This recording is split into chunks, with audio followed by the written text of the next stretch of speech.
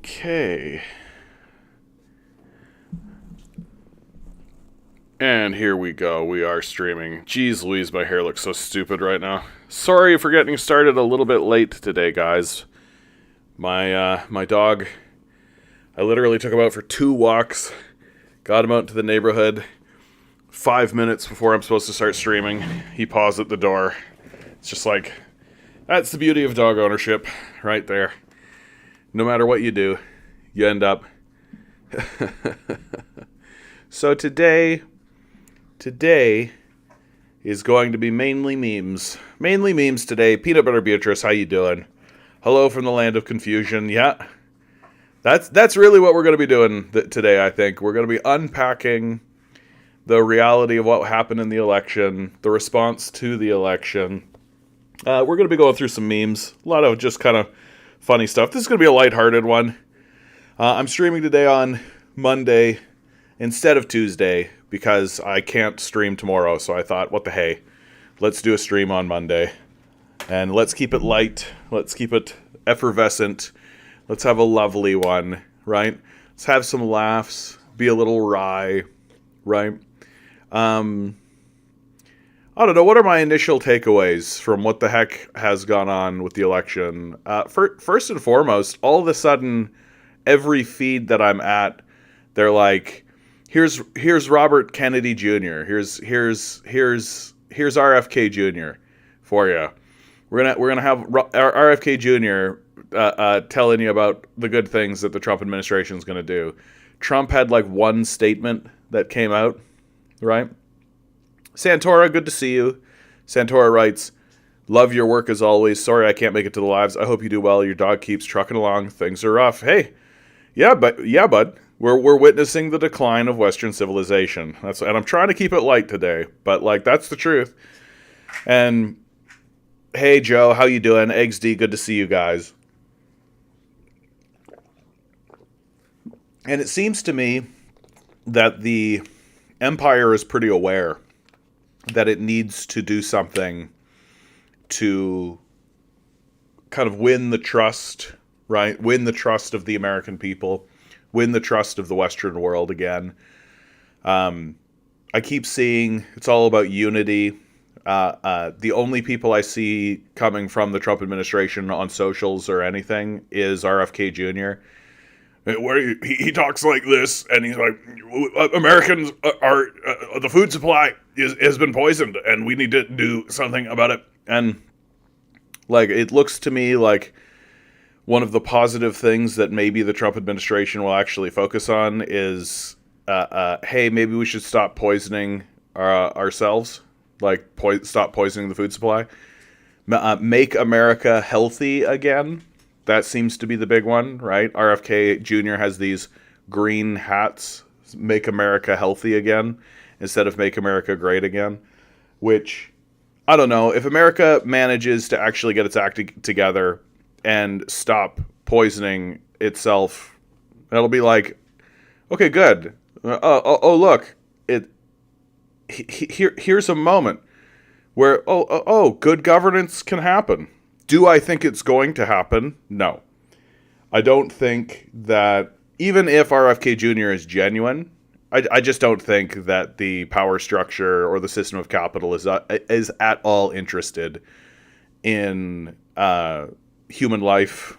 I don't think they give a crap at all, right? So I think they're going to try to jam down our throats this idea that that capitalists anywhere at any time give any shits about anything other than 0.3% profit margin growth over 10 years. New CIA drone pilot over on Twitch says they're just going to tell people to get sick and cough on others because that's all good anyways. That's right. Yeah, it's just herd growth, herd. What do they call? What is that? Herd immunity. That's what it is. Yeah, just herd immunity. June, good to see you. Hail, honey, I'm home. Yep. Although I don't know why. I don't like this rhetoric that says that, like, oh, now we're in trouble. Now we're in trouble. Now it's the Trump administration. Now things are going to get real, right? Like, the Democrats are vicious. The Democrats are just as fascist. It's just their flavor of fascism is like slightly less repugnant. That's the real truth of it, is that like the Democrats have always been very good at putting a smiling, happy face on the empire, right? That's all. The reason why the empire and the system despises Trump so much, and like the media despise Trump so much, is not because they actually genuinely think he's going to follow through on a lot of the stuff he talks about. It's because he makes it obvious. He just doesn't bullshit about it. He's just like, yeah, I take bribes, and yeah, we've got troops in Syria, and yeah, dang, we weren't able to get the oil from Venezuela. Shoot. He just says this stuff. Right? There's no fakery. There's no pretending. There's no coded messaging. There's no propaganda to it at all. Like, Trump's whole shtick is that he just says, yeah, we're going to go over there, bomb them, steal their oil, and then massacre their children, and then expect them to pay for that. That's what we do. And we've always done that, by the way. That's what everybody did that. I don't know why are we pretending? Like, that's Trump. And so that's why the empire hated him. Right? They didn't hate him because he's somehow like different than they are. They just hate him because he doesn't bullshit about it. He's just not putting on the PR. And now it looks like for goodness sakes, like I love watching these coconut heads respond to it.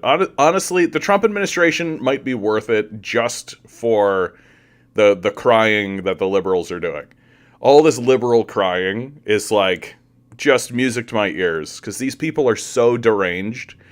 My favorite part is that they somehow pretend like they're the normal ones, right? And let's be clear, like the MAGA crowd, they're nuts, right? Clearly. But like no one's more demented than liberals. Like liberals are pretending like the only thing that should ever matter to anyone at any point at any time is the concept of like total equality for...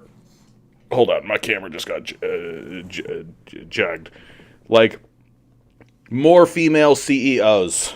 That's the solution from the liberal mindset, right? And meanwhile, people are like, yeah, I live with my parents. I can't pay rent.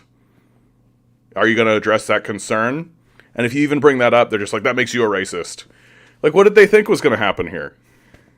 And the truth is that they don't care. They don't really care. Peanut Butter Beatrice writes, I have a feeling our long overdue economic collapse will happen in the middle of Trump's watch. Yeah, all the signs are saying so. Right? Like anytime I listen to an interview with anybody who's in any kind of prominent position, it's like, that's what everybody's saying. That's the expectation. And I mean, it makes sense just from a dollars and cents perspective. You can't gut the working class. You can't gut the people of America. You can't remove the actual engine of your economy and then expect it to function. It just doesn't work that way. Okay, buddy. Come on. You've had lots of treats. Here, say hello to the people at home. Say hello to the people at home, Mr. Milo. How are you, people at home? Mr. Milo's here to say hello. He's a little pug, and he loves you. He wants all the treats because he's gonna get fat. He's a fat little guy. Fat little guy. Fat, fat, fat, fat, fat little guy. Yeah, he's a fat little guy. There you go, buddy. Sit down, buddy. Sit down. Milo is doing all right. Yeah, quick update on Milo. We had a big scare with Milo. I actually thought I was gonna have to put him down. And me and my ex had like a big, long conversation about it. And it was a very difficult conversation. And he ended up, we think at the end of the day, it was food poisoning. That's what we think it was. We think that he just somehow ended up having a bad turn of something, or a bad piece of food or something. And it just put him in a real downward spiral and a real tizzy. But he popped back up. We got him to the vet. Well, she got him to the vet. And we got him some meds. And she took care of him for a little while. But of course, dogs are such a they're such a handful. Like you can't expect. If I ever met a single person, like a person who was living by themselves, and they were like, "I think I'll get a dog," I'd be like, "Do not do that. That is a bad call." Dogs are a handful. They're not like cats. Like they take a lot of time. They take a lot of energy. They take a lot of attention, right? And so we basically pass him back and forth and bandy him back and forth. How old is Milo? Milo is going to be 13 in August, so he's 12 and a half right now. And average life expectancy for a pug, 14, right? 13, 14. So he's right in there. And he's getting older. We can tell. He's blind. He's getting deaf. But he still has a lot of puppy energy in him. He still wants nothing but treats. That's what he wants. Okay, buddy, I know. It's very exciting. Who am I even talking to? I must be talking to you. Right? Who else would I be talking to? If not you.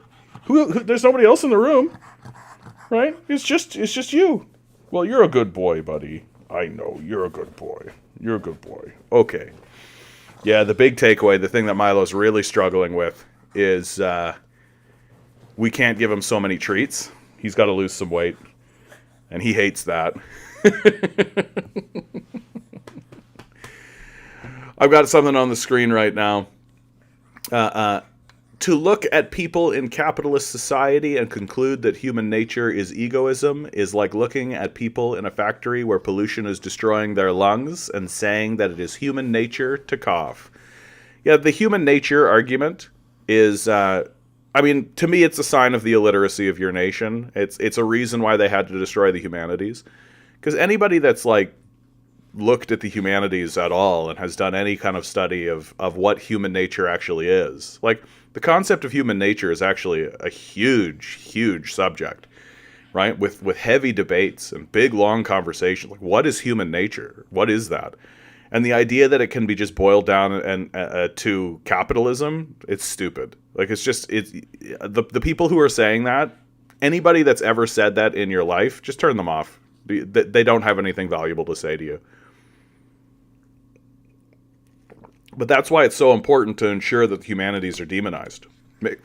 Make sure you have an illiterate populace that doesn't pay any attention to the concept of human nature so that you can just decide that human nature is whatever you want it to be. Right? I threw someone in an ocean and it must be within human nature for them to drown, kind of thinking.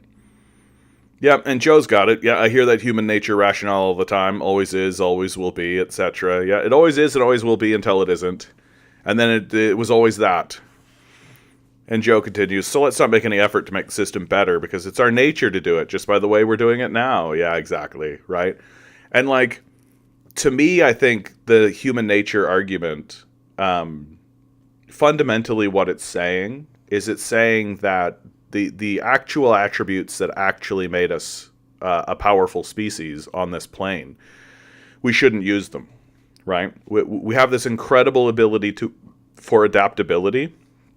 We have this incredible ability to be able to foresee things and look down the timeline to enter the abstract space and pull things out of the abstract space and then enact those things. These are incredible abilities that we actually have access to. I actually say it's a combination of three pretty major abilities. And the people who are saying it's just human nature are essentially saying the abilities that make humans humans, we shouldn't use them. It's just a silly bitch way of looking at the world, frankly. And unfortunately, it's a view that's held by a huge number of people in power. For whatever reason, the people who are on your socials, they all seem to think this is the case. And it's embarrassing. It's just an embarrassing worldview. Anybody... And it's hard to believe that they actually think it's serious. That's the big thing. Hey, Radio Halifax, how you doing? So. Bro, somebody please tell me how to read this. Who's winning? Eggs D writes, another year, another Poppy Day. Yes, Happy Remembrance Day. The day where we remember to forget about all those Nazis we rehabilitated. Yep, I'm not sure they're I'm sure they're not venerate. Oh, sorry guys, my dog is suddenly feeling very playful. I know, I know, I know. I'm sure they're not venerating literal Nazis and IOF members right now. Yeah, exactly. Fiddleford, good to see you. Good to see you, Fiddleford. Yeah, living in this sort of like Trump era. One of the things that I think is really funny. Anytime anything bad happens, I'm trying to make the new thanks Obama to be welcome to Trump's America. That's what I want. So anytime like a glass falls over and breaks or something, I'm just going to like, welcome to Trump's America.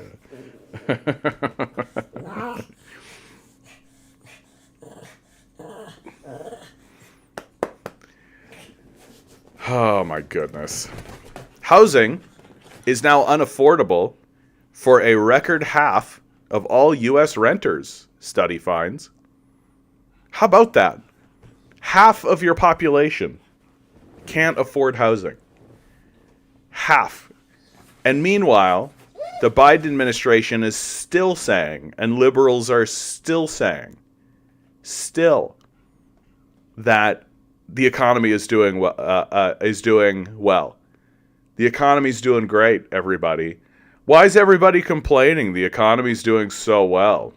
Yeah, if you measure the economy based on the wealth of 5 people, if that's the only measurement you actually use, the stock market's doing so well. GDP's doing so well. Sure. Okay.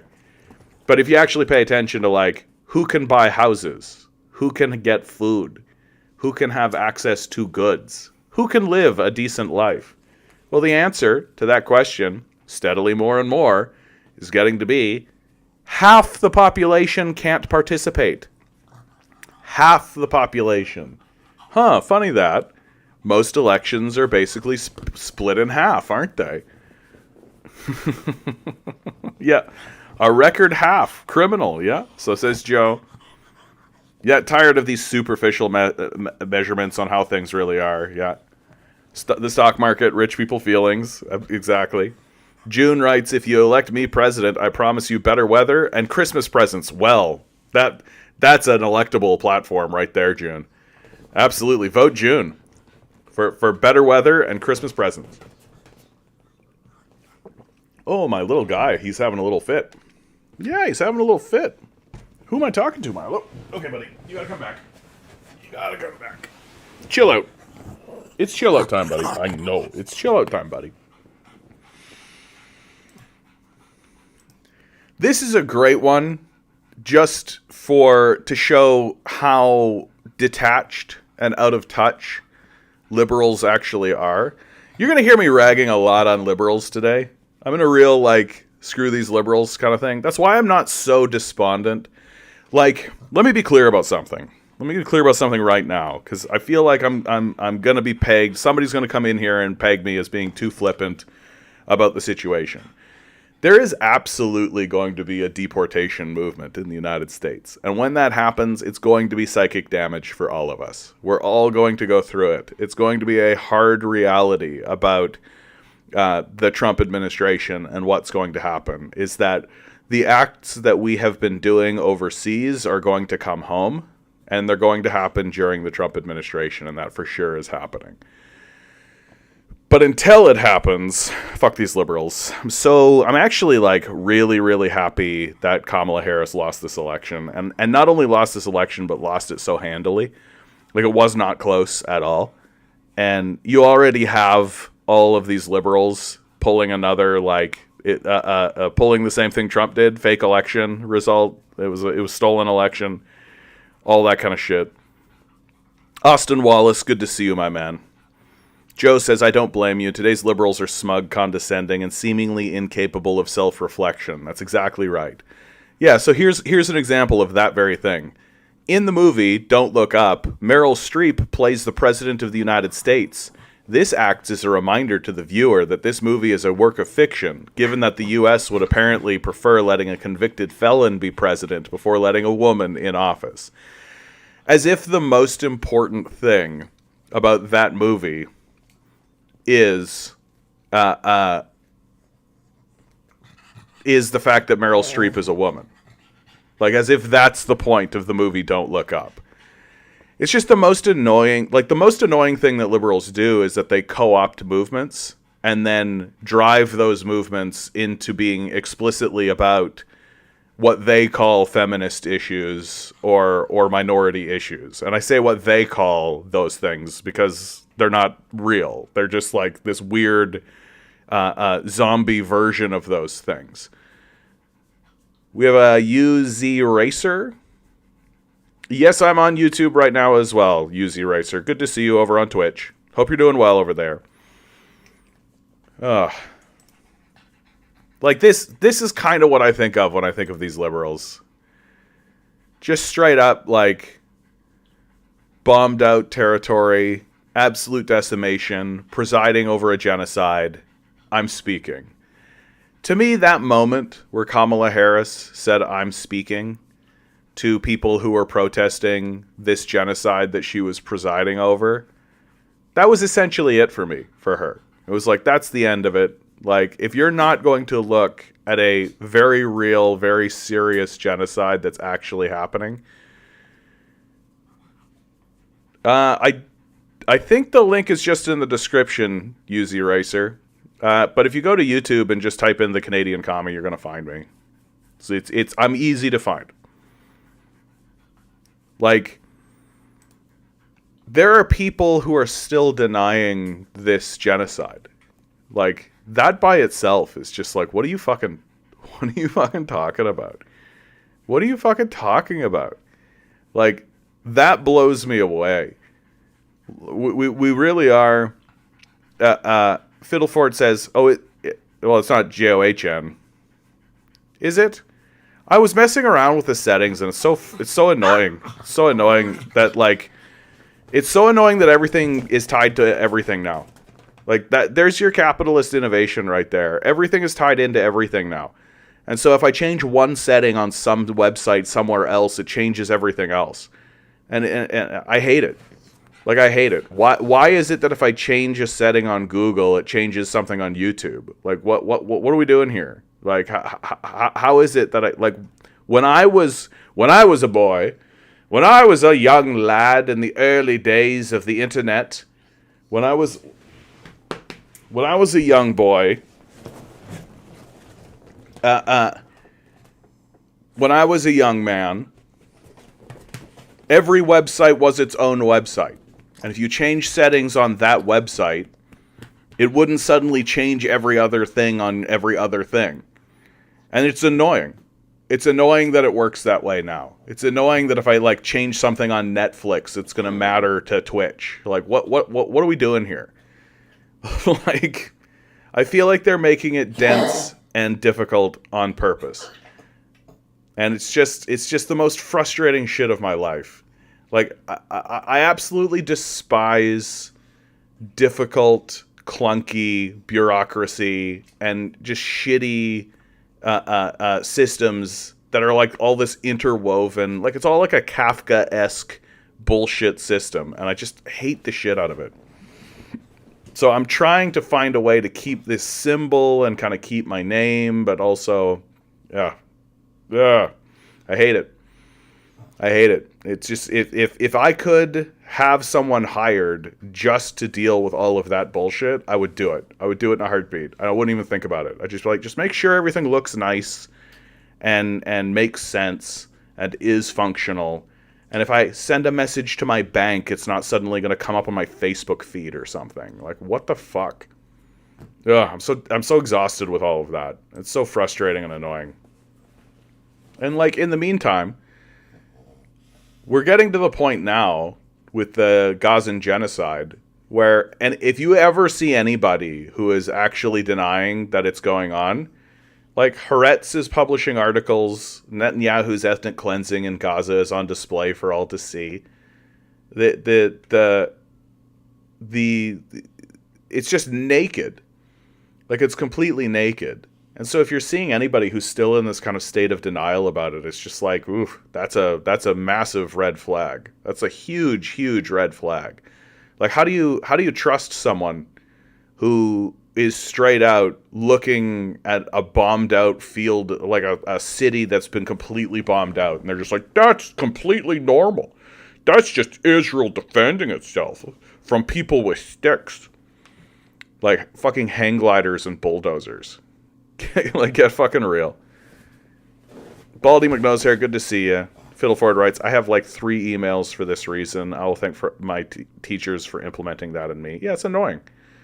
I don't know, dude. It's just annoying. Like, it's just another reason for me to despise this system and despise everything about it. Like, I don't want to participate in this. I don't want to be involved. And it's just every single time, like, forget about the injustice. Like, forget about the fact that it's just like this criminal enterprise where we're obviously the end result of it is just this massive, painful genocide that we're all forced to watch. Just, it's annoying. It's just fucking annoying. And like, everything is like this weird little niggling, just like, oh, you got to make sure you check this little box down on paragraph 3, and you got to make sure that this is, oh, you didn't do that? Well, then you got to go back to article 4, and you got to, like, fuck off. I don't care. Like, I don't care. And it's all for nothing. Like, what am I getting for doing any of this? Nothing. Fuck all. It's annoying, and I hate it, and I don't want to be involved in it. Joe writes, no matter how this election turned out, there'd still be a sense of impending doom and melancholy. Talk about a test of strength and perseverance. I mean, the sense of impending doom and melancholy is just because we know what climate change is going to do. Like, we know that we're abandoning our children. We know. And we know that we're not doing anything about it. And we know that the things that we are going to do about it are not going to get the job done. Like, our children are going to live in a worse world than we inherited. For sure. Like, that's just a guarantee at this point. And the people who are responsible for that, like, should be sent to prison and should be incarcerated, and we should have tribunals, and we should nationalize the fossil fuel industry, and we should nationalize these organizations. We're not going to do any of that. And the people who we put in place in order to enact that kind of stuff, like, they might say that they're interested in that, but then they're just going to, like, buy pipelines and, like, completely participate in the downfall of Western civilization, right? Because we're not really a competent or capable civilization, if you like.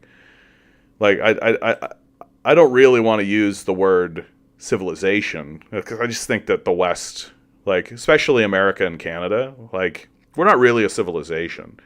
We're like a series of agreements that were created by corporations and the Queen. Like, that's basically what Canada is. We're like the Hudson's Bay Company and the Queen. UZ Racer, you found the way. Good to see you, my man. I wanted to share this one from Thomas Sankara. No altar, no belief, no holy book have ever been able to reconcile the rich and the poor, the exploiter and the exploited. And if Jesus himself had to take the whip to chase them from his temple, it is indeed because that is the only language they hear. Thomas Sankara. Yeah, I understand why they assassinated this guy, right? It makes all the sense in the world why they assassinated this guy. So, just to let you guys know, there's this odd phenomenon that's happening on my end where I'm getting disconnected from chat and then reconnected. So it's just like disconnecting me, reconnecting me, disconnecting me, reconnecting me. So if all of a sudden I'm not like responding to your comments, but you feel like your comments are getting through, just know that that's what's going on. I don't really understand why that's happening. It just is happening. Joe writes, that annoying friend of mine now believes all the climate alarmists are scammers. Yeah, I mean, UZ Racer writes, what's the actual topic? Today, UZ Racer, because you are the kind of new person in the chat, I'll actually just answer your questions and talk to you. Honestly, dude, today it's just memes. I'm just doing memes today. Today is straight up just like a mental health stream. I usually don't stream on Mondays in the first place. I stream on Tuesdays usually, but I can't do Tuesday. And so I'm just like here on Monday. So I'm out of schedule and I don't have anything prepared except a bunch of shitty memes. And so I am a communist. I think that the system of capital is going to collapse Western civilization, and what we are doing is witnessing that decline. That's what we're here for.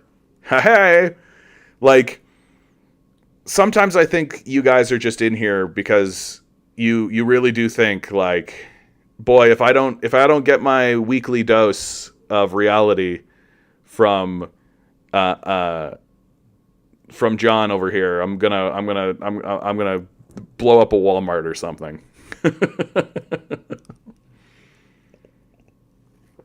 Use Eraser writes, I'm more of the socialist side. So what do you mean when you say socialist?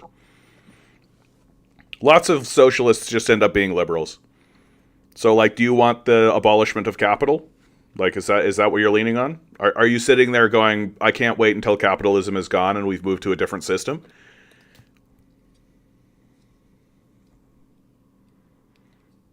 And then you write, and I think communism is like pi, approximate formula. I don't think I understand your comment.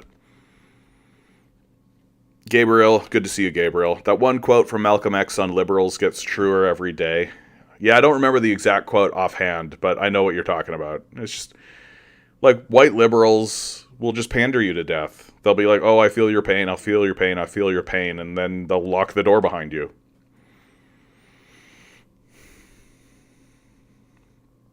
UZ Racer says, well, some kind of personal wealth, but with strict regulation of the market. Yeah, so you're a liberal. Like, that's just liberalism, dude. Like, that's what liberalism is. Liberalism is capitalism is fine, it just needs to be regulated. Like, it's not really a socialist position. That from the communist perspective, the idea of socialism is a transitory situation, right? That we transition away from capitalism towards some other system that we call communism, and within that transitory position, we call that socialism. So it's not about the regulation of the market, it's about the slow withering away and the killing of capitalism. Like, that's the goal of the socialist mindset. That we're trying to disempower the market, and we're trying to take systems away from the market. We're trying to nationalize. Like, a socialist idea would be something like a universal healthcare system. Right, that's a socialist idea. So instead of having private markets, which are parasitical and vapid and extract as much wealth from people as possible while murdering as many people as possible, instead of that system, you have a system where you actually have like a state control that basically says, hey, do the thing that you say you're here to do, or you don't get to be a doctor. Right? Actually be a doctor, or you don't get to be a doctor. And so that's a transitionary program. That's a way to disempower systems of capital. Because, and I mean, this experiment has been run for 40 years now. 40, 50 years, 60 years now. Like, universal healthcare systems work. They are superior in every metric, no exceptions. And private models are a complete and total failure. And we just have all of the evidence to show that's the case. And so why wouldn't we apply that logic to literally everything else? Like, why do we still have the food supply in private hands? Like, why is the food supply in private hands? To me, that's crazy. It's absolutely crazy to me that the food supply is still held by private interests. Just absolutely wild. And people who have shown over and over again that they're just psychopathic. New CIA drone pilot, if we let everyone have pie under capitalism, then how would we get them to work to get pie? Yeah, really asking the serious questions there, new CIA drone pilot. Right? Because people only work for money. It's literally the only thing that incentivizes people, right? No one has any other goals or ambitions. No one wants to live in a decent society. No one wants to be surrounded by plenty. Nobody wants to, fill their days with joy and love. Like, no one wants to do any of that kind of stuff. No, the only thing that incentivizes people is money. Anything else is just completely, totally bullshit.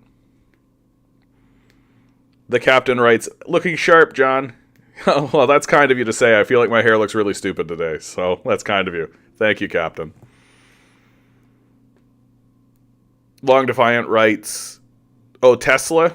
Tesla stock has doubled since I mentioned it here. Yeah, of course Tesla stock is through the roof. Elon Musk is part of the government now. Like, that is like the big fascist sign, right? Like, Elon Musk is in the government now. Like, you literally have this guy who is part of the military-industrial complex, is completely subsidized by the state in the first place. And now he's going to run, what are they going to call it? The Department of Organizational Government, whatever the E is, I forget. The Doge administration, which is a childish name. All the investors are trying to prove a point and show how happy they are with Trump's election. Well, yeah, nothing new there. Like, the Trump administration is not going to matter to the rich. Like, there's no impact, right, in terms of what's going to happen. It would have been the same with a democratic institution. Like, Larry Fink, the CEO of BlackRock, outright said in public that the election has no bearing on what the market's going to do. UZ Racer writes, I mean, when socialism gives the people they desire for their work, like fast cars and so on, it would work, I think. Yeah, I mean, I don't know why when we talk about these things, we're talking about luxury goods. Like housing and food. Housing and food. Like, that's what I think we should be discussing when we're discussing our systems of government, right? Like, if you want to go have your Bugatti or whatever, sure, okay? But don't you think that it's kind of odd that you work for people that you've never met, doing a job that doesn't actually do anything worthwhile to secure for yourself food and shelter? Like, it's just very strange. It's a very strange system that we find ourselves in, that we're all just like, it's just completely normalized. We're just completely normalized. Everybody's just walking around being like, yeah, of course. Every single day you wake up and go to a place you hate to be at, working for people you've never met, to do a job that you know is harmful or worthless completely, so that you have permission to live. That's just normal. And everybody thinks this way. Everybody thinks this way. That it's normal to do harmful things in order to get food and shelter. Wild. Like, this is the thing that I'm really trying to convince people of. Like, this is not normal, what's happening. This isn't human nature. This isn't the end of history. This isn't normal. This is outrageously and well outside of the norm. And the idea that we're all supposed to, like, celebrate it. The idea that we're supposed to somehow be like, rah, rah, oh boy, I get to waste my life working for people I never meet at a job that is pointless so that I can have access to food and shelter. And all the promises of like, oh, hey, but you get a house and you get all this. Yeah, none of that happens. Like, none of that happens. Like, get completely wrecked.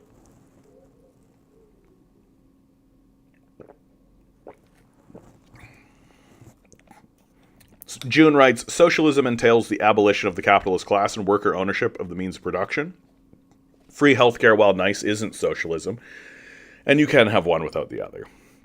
But my point, June, was to illustrate how it is a transitory policy, right? I agree with you that that's sort of the end game for socialists, but there are transitory policies. UZ Racer says, to my backstory, I'm a Yugoslav guy born in Germany. Good to see you, man. Good to see you. Long Defiant writes, Tesla would not have moved under a Kamala election. The whole economy is not Tesla. I mean, China's crushing Tesla, so it doesn't even really matter that much. Kevin writes, good evening, John. Good evening to you.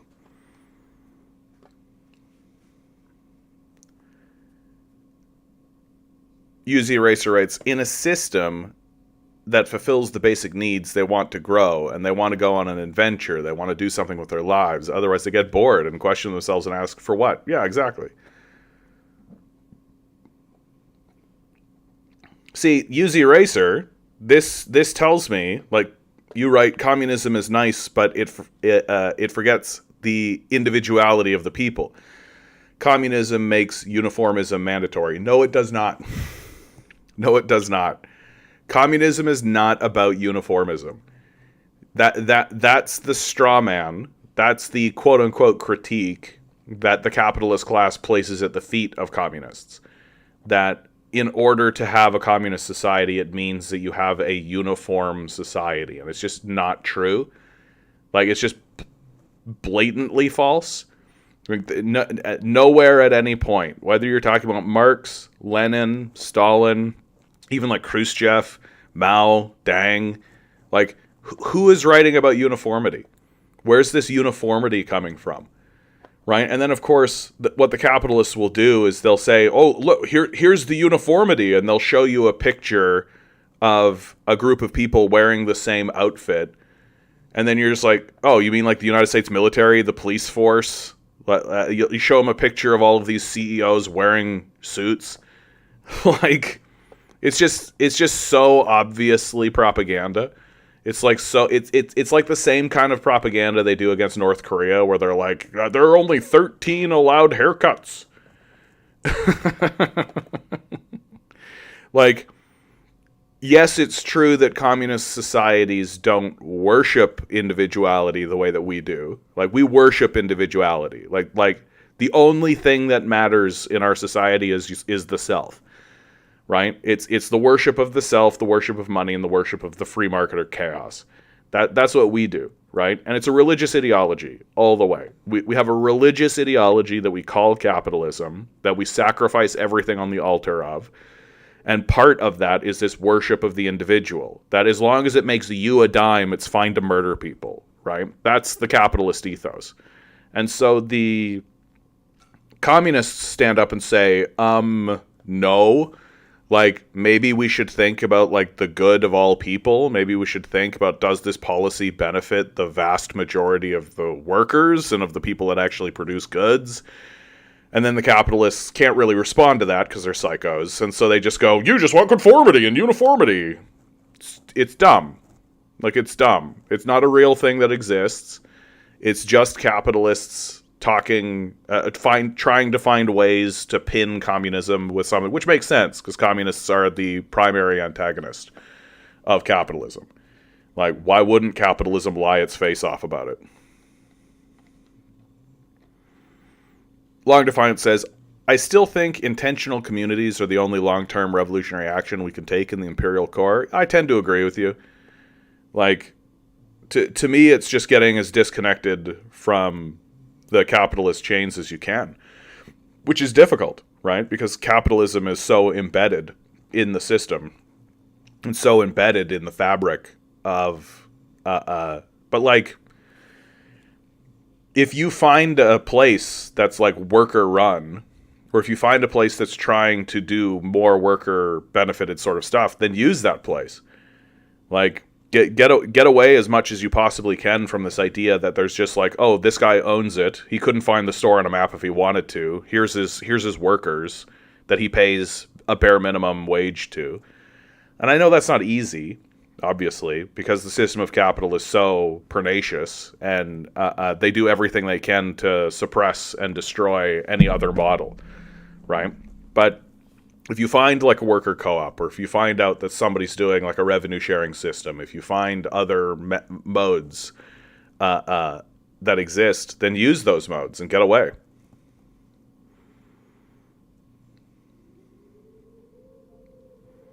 Tesla buys batteries from China. Yeah, I mean, China's crushing it. Liberalism is all about individualism, yeah. Long Defiance says, in cap locks, I'm not saying Tesla is a good company. I'm saying that the market reacted to the election. Yeah, I mean, rich people feelings. And I mean, again, it makes sense. Like, Elon Musk is now part of the government. Like, it's like naked fascism at this point, right? Like, it's not just that he's completely subsidized. Now he's going to go in there and be a decision maker. So yeah, like, of course, his stock portfolio is going to go up. And like, it's accurate to say that the stock wouldn't have gone up because Elon Musk wouldn't be part of the department. Like, they're going to create a department. And what's the name of the department that they're going to do? It's like the department, but it's so stupid because it's going to spell Doge. Like, that's how dumb this guy is. Anyway. Yeah, Eggs D, some PragerU talking points. Well, I mean, it's important for us to respond to them because, like, PragerU is a big organization. Joe Anthony writes, none of them have written anywhere that everyone will be paid the exact thing across the board that I'm aware of. Yeah. Long Defiant writes, differences in pay. Labor should not be subject to market forces. Like, my position on this is, like, we should just take care of people's basic needs. Food, shelter, healthcare, like the things people need to actually survive and exist and live. And then you can have like a conversation about, well, should it be equal pay? Should it be this? Should it be that? Okay, great. Wonderful. Everyone has houses though, right? Like that's just not a debate. We're just not having that conversation, right? Like the idea that we have tied to the whims of a psychopathic capitalist class our food and our shelter is outrageous. To me, that's the thing that people are going to look back on. Like 500 years from now, people are going to be like, wait, you just didn't have access to food? Like, what are you talking about? But the grocery stores were just loaded. You were throwing milk away. You were just throwing food away. And then they raised the price of it? What are you even talking about? Like, it's so obviously fraudulent and so obviously ridiculous that we're all engaging in this. But here we are. We're doing it.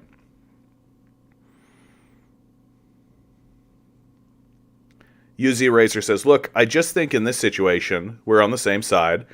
I just try to think about the criticism and take that serious and don't just talk it away. I just try to think about it serious and see, yeah, that's wonderful as part of that and think about it to deal with it, even if it's the case. Sure, but just understand, UZ Racer, right, that there is a lot of propaganda in the system. There's a lot of propaganda in the system. That if you're living in the imperial core, right, if you're living in capitalist systems, capitalists are not going to just say, well, let's have a robust, well thought out, lengthy discussion about the pros and cons of various systems, right? Capitalism is not going to offer you that. It's not going to present you these things. It's going to say, this is the reason why capitalism is the best, and then it's going to lie to you about its competitors. That's what capitalism does, and that's how it's always acted. And it's not going to actually present an alternative, right? You're never going to actually seriously engage in a meaningful debate or a meaningful understanding, because systems of capital are completely disincentivized to make that happen, and are completely incentivized to produce massive amounts of propaganda in order to prevent you from ever sitting up and going, hey, wait a minute. Why do we give a shit at all about Warren Buffett? Why do we give a shit at all about Elon Musk or Bill Gates or any of these guys? Like, why do we care? And for that matter, why do we have a system that even permits these guys from existing in the first place? Why do we even have a system that even permits the exclusion of food and shelter? Like, if you just start asking these questions, this is how I became a communist. I looked at the system of capital and started asking questions of it, and started saying out loud, wait, why do we give a shit? Why do we give two shits at all about any of these guys or anything they have to say? And the moment you understand where it all kind of came from and how capitalism became the force that it became, you just kind of see that it's like, oh, it's just feudal bullshit. It's just a bunch of rich cocksuckers convincing another group of rich cocksuckers to let them have power. And it's just what's happening. And it's ridiculous.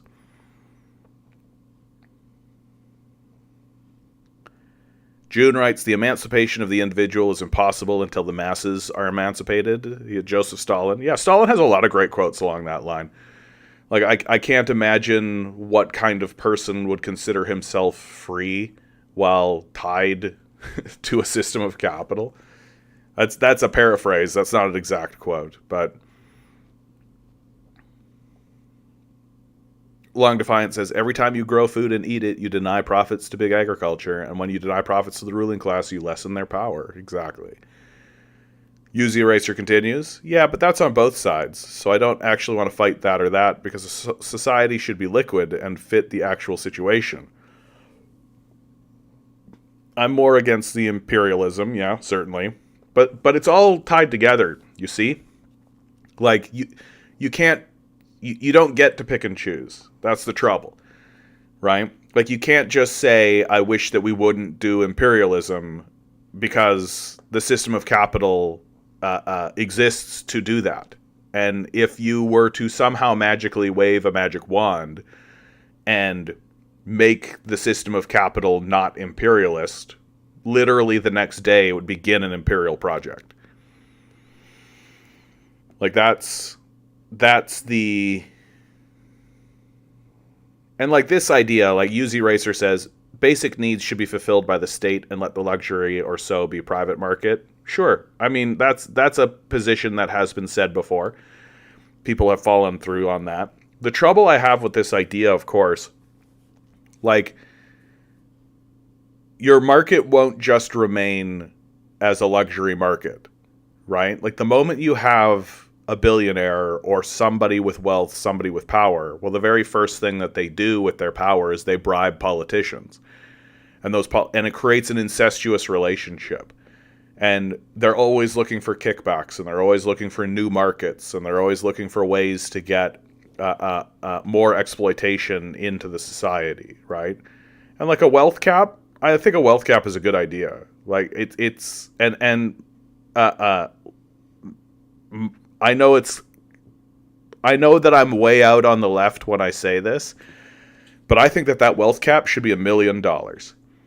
I think that once you have $1 million, congratulations, you're done. And I don't care if you're the CEO of a company or not, right? If your genuine position is that, oh well, but I'm so overwhelmingly important, then chances are good it shouldn't be done by a single person in the first place.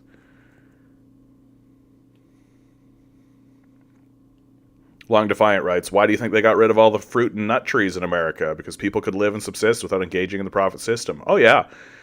Like, during the genocide of the First Nations people, one of the key components of that genocide was the destruction of the bison. That it used to be the case that bison were everywhere.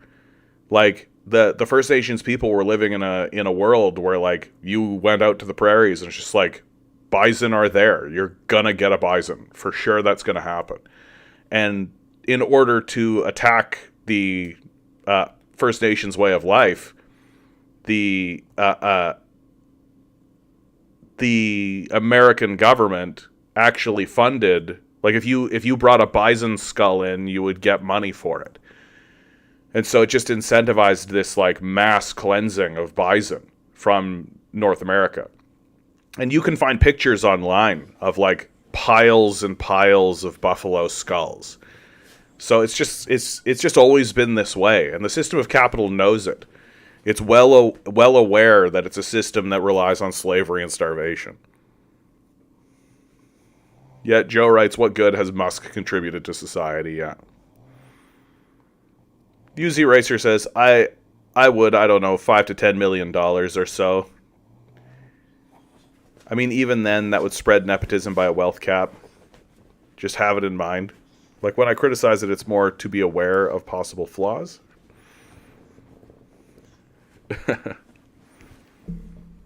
Long Defiant writes, if you're part of a leftist international community, your goal should become as rich as F. The trouble that I have is that, like, we've done the studies. The richer you get, the less empathetic you become. And that's just true.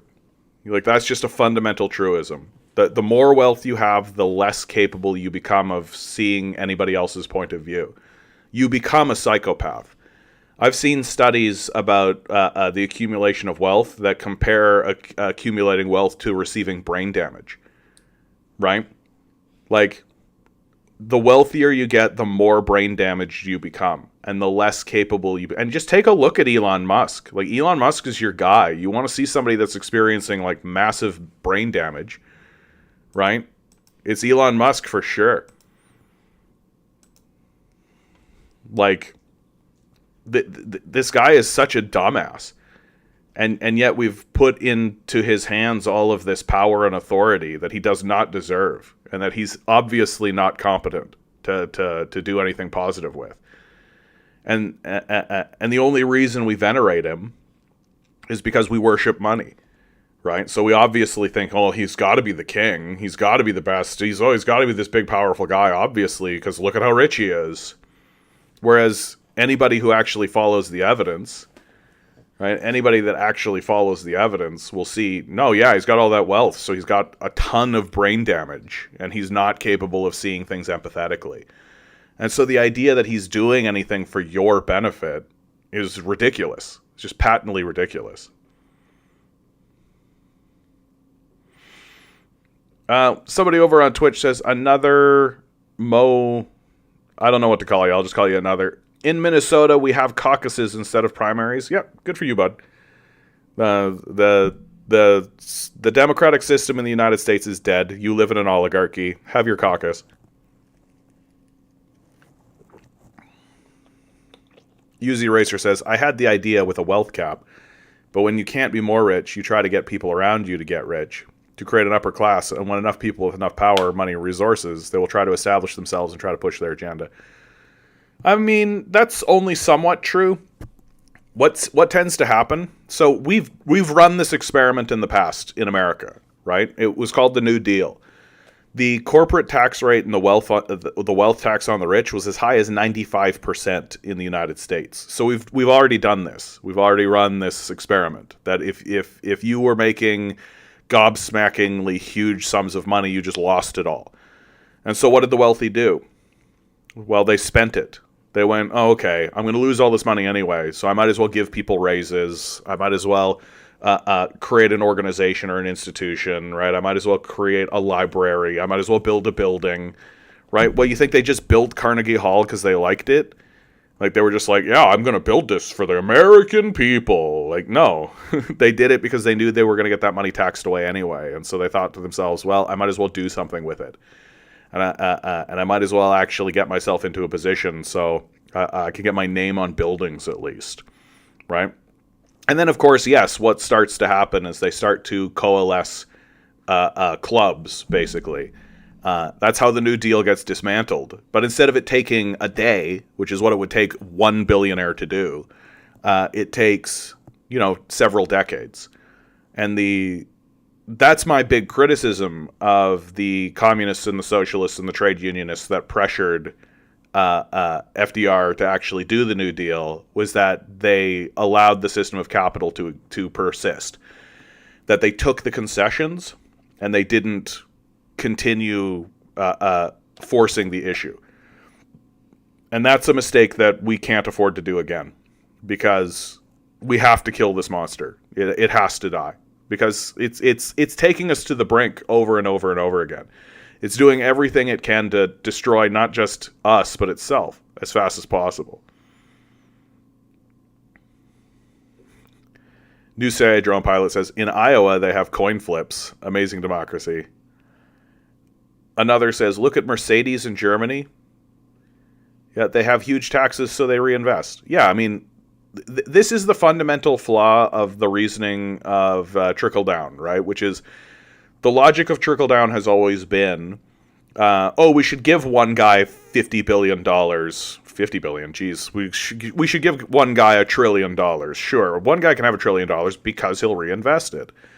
And of course, the fatal flaw in that reasoning, if you want to call it reasoning, is if the point of investing is to make more money, why would anyone invest if they already have all the money? That eventually someone has so much money that they don't give a shit. They don't care.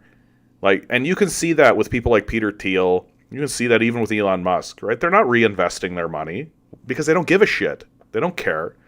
What's the difference between having $5 billion and $6 billion?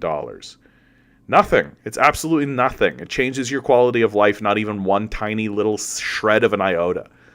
And so they just lose interest in it, and they become completely disinterested. They don't care.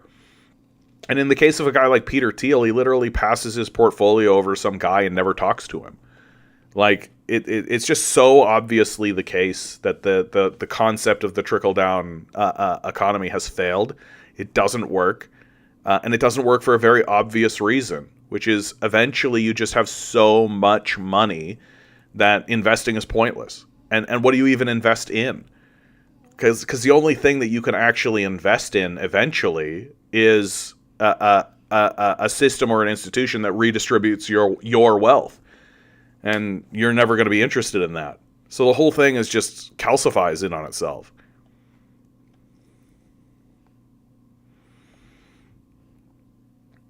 You try to UZ Racer says, well, kind of like tax avoiding. Also, if you try to make faster money to spend faster money, but the problem is that they're not spending at all.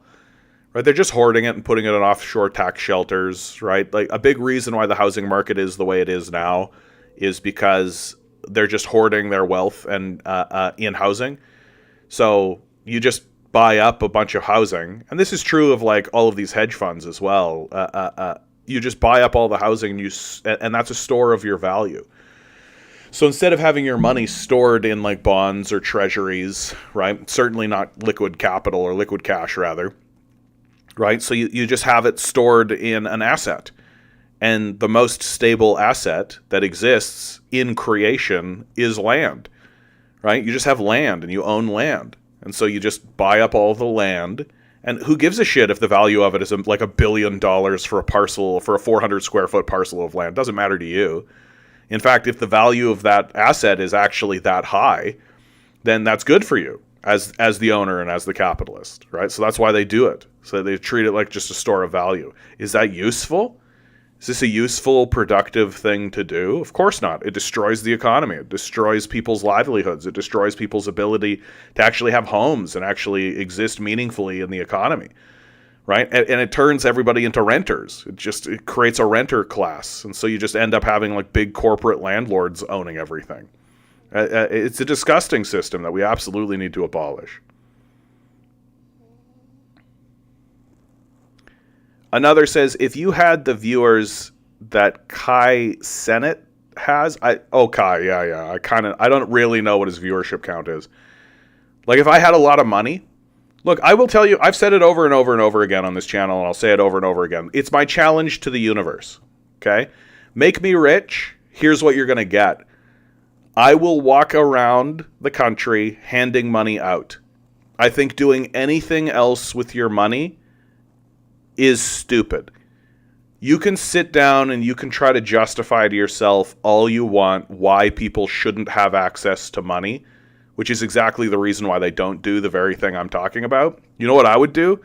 I would literally walk around with a wicker basket, and I would film it. I'd live stream it. You guys could watch me do it. I'd talk to you about it. I'd walk around with a wicker basket with wads of $1,000 in a wad. So make it like fives, so it's like a nice wad. And I would just walk up to people like, want $1,000? I would give it to them. And that would be my whole life. I'd wake up every morning and I'd walk around giving people wads of $1,000 bills. Somebody comes up to me and says, give me the wicker basket. They've got a knife or something or a gun or whatever. And I'd be like, okay, here you go. Your problem now, buddy. Enjoy. And then I'd go to my iron truck or whatever I've got, pick up another wicker basket and walk around handing it out. The fact that Elon Musk, Jeff Bezos, Bill Gates, Warren Buffett, Peter Thiel, and all the rest of these psychopaths don't do it is proof of their psychopathy. Like, how do you not do this? It's like the only thing that I could ever... It's why I would want to be rich. It's why I would want wealth.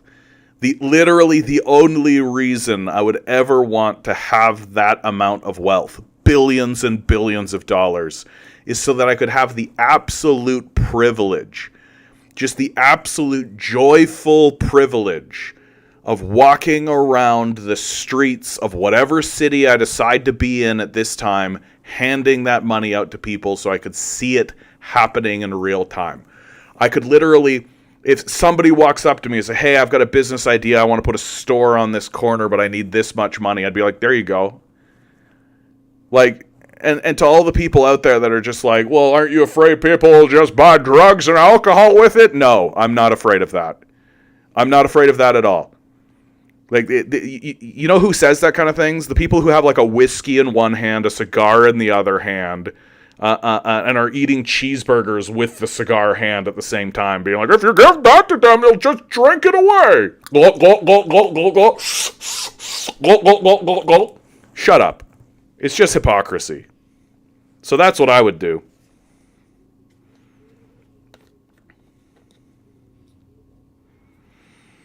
I love this meme. It's a classic meme, right? Abandon workers and progressive base, don't hold primaries, co-sign a genocide, coronate an unpopular candidate, lose all three branches of government to fascists. I just find it really weird that, and I said this earlier, but it's worth stating again. Why are we still pegging Trump with this fascist accusation when, like, the Biden administration literally oversaw a genocide? Like, is it only fascism when they're boorish? I don't get it. Like, America's been fascist for a long time. The Bush administration was a fascist organization. Like, nakedly fascist. I don't really get, like, why it's all of a sudden fascism. It just seems to be the case. UZ Racer writes, I mean, BlackRock are on so many funds, and those funds, and those other funds own parts of companies at the end of the top.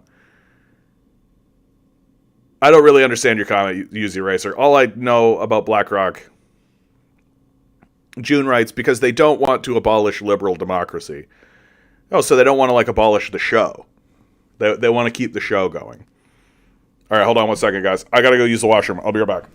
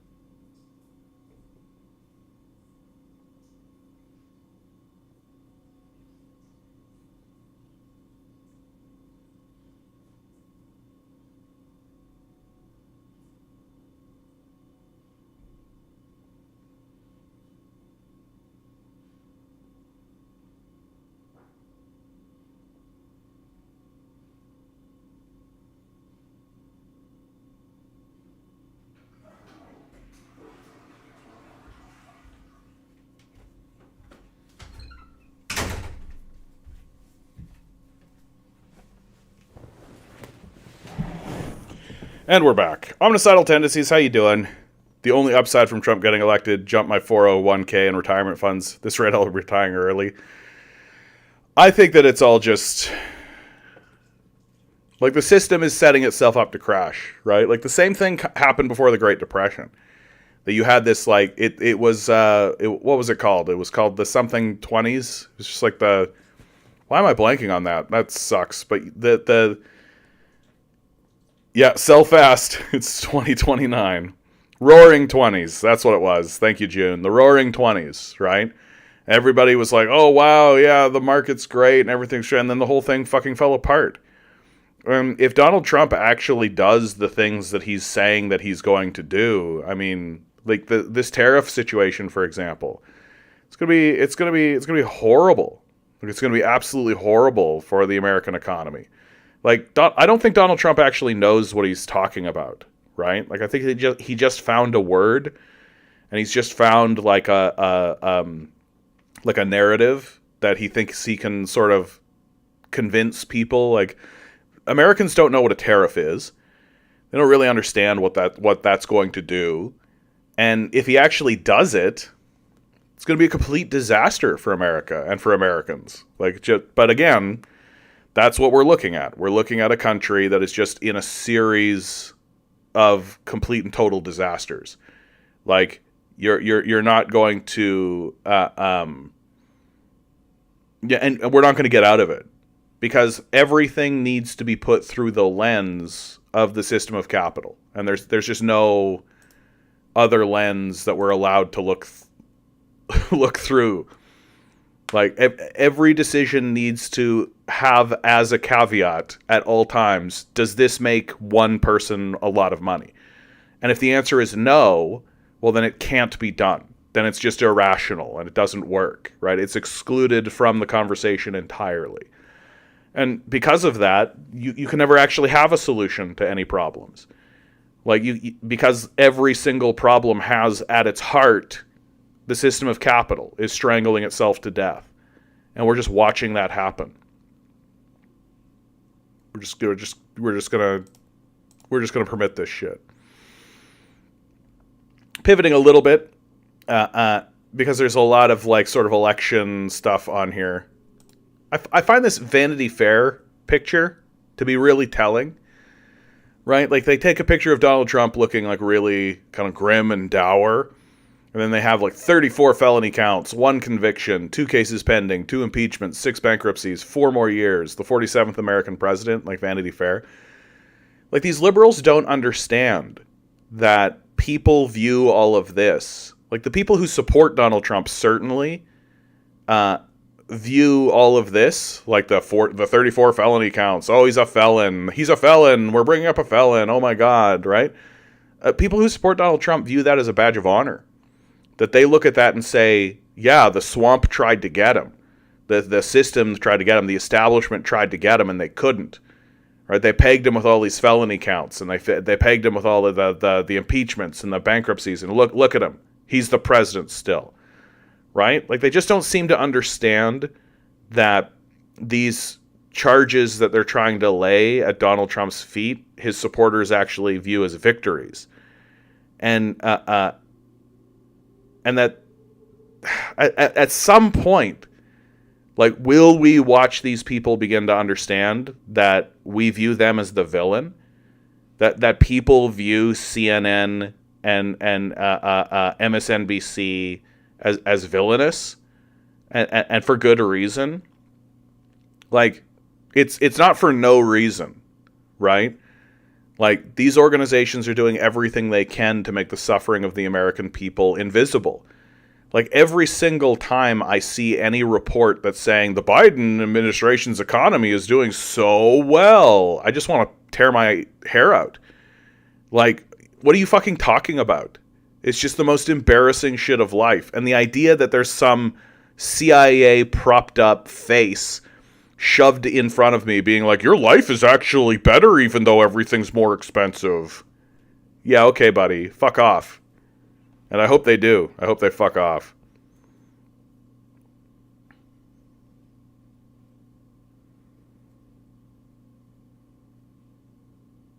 Long Defiant says, it takes 8 years of tariffs before the capitalists will start another factory. Yeah. Like, I actually think that, like, if they move forward with it, and again, it's a big if. Nobody actually knows what Donald Trump is going to do. Like, that's the big thing. He's such a prolific liar, and he's such and he's literally saying whatever it takes to get into office to anybody, right? That he doesn't. Nobody knows what his policies actually are. Like, nobody knows what this guy's actually going to do, and it's really tough to tell from his first term because he was so clueless. By his own admission, he was so clueless. He had no idea what was going on. Just appointing whoever and had no concept of what was what. He just literally was, I'm the president, I guess. Right? He didn't think he was even going to be there. And so nobody even knows what a second term of Trump is going to look like. And because he's all he's done is lie, like, nobody knows what he's going to do. So it's not until he actually gets into office and starts appointing people. It's not actually until he gets into office and starts passing policies that we actually know what's going to happen. I mean, we have some idea. Like, the assault against the trans community is 100% coming. It is very likely that we will see some kind of mass deportation of some kind. Like, that I think is just the most likely outcome. But, like, outside of that, I don't really know, like, is he actually going to fold up the Ukraine war? Is he actually going to, like, go after NATO? Nobody really knows. Yeah, USA is openly gangster again, yeah.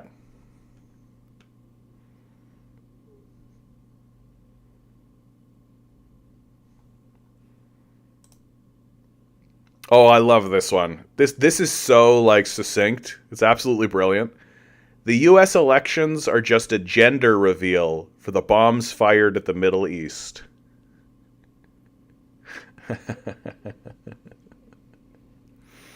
Omnicidal Tendency says, did you see the 6.8 earthquake in Cuba? Yeah, I caught a glance of that. Yeah, Cuba can't catch a break, man. Why is it always got to be like the poor places? Why is it always got to be the places that are the most exploited that experience the worst outcomes, you know? Like, it's just... It can't be San Francisco, right? Like, nope, it's got to be Cuba. Okay. CH says, a gender reveal party with white phosphorus. Yeah, exactly. Like, it's pretty clear that the Kamala Harris administration, or the Kamala Harris campaign, was, like, completely out of touch. Like, Schumer actually said, for every blue-collar Democrat we lose in Western Pennsylvania, we will pick up 2 modern Republicans in the suburbs of Philadelphia, and you can repeat that in Ohio and Illinois and Wisconsin. They didn't get anything. They didn't get anybody. Republican voters didn't move an inch at all. This idea that comes out of Chuck Schumer was an abject, complete, and total failure. That instead of turning to the left and saying to this huge group of people on the left, hey, we're going to give you literally anything, they straight up tried to pilfer right-wing Republicans away from the Republican Party, and it completely failed. And you know what the number one reason why it failed massively, this whole idea, is that they accepted an endorsement from Dick Cheney. Like, Donald Trump won the Republican primary absolutely eviscerating neocons. He eviscerated Dick Cheney's record. He went after the neocons and won.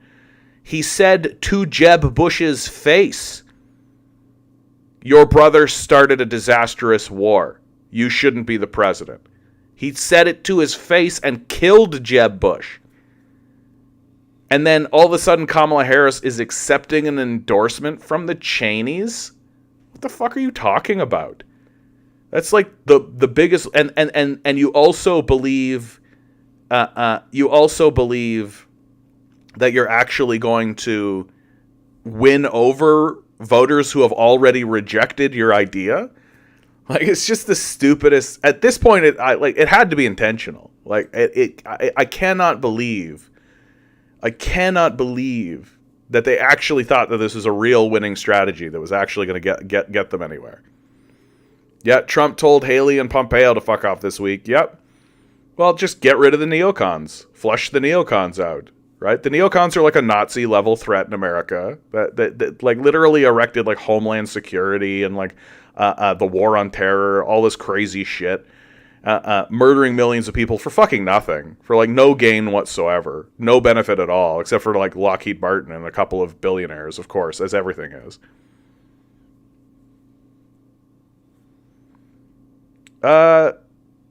The captain wants to show me a sketch. Are you part of my Discord, bud? Because if you are, just put it in the Discord. I'm fine with that.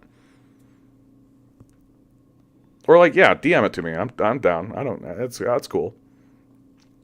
A Bernie Sanders tweet, of course. It should come as no great surprise that the Democratic Party, which has abandoned working class people, would find that the working class has abandoned them.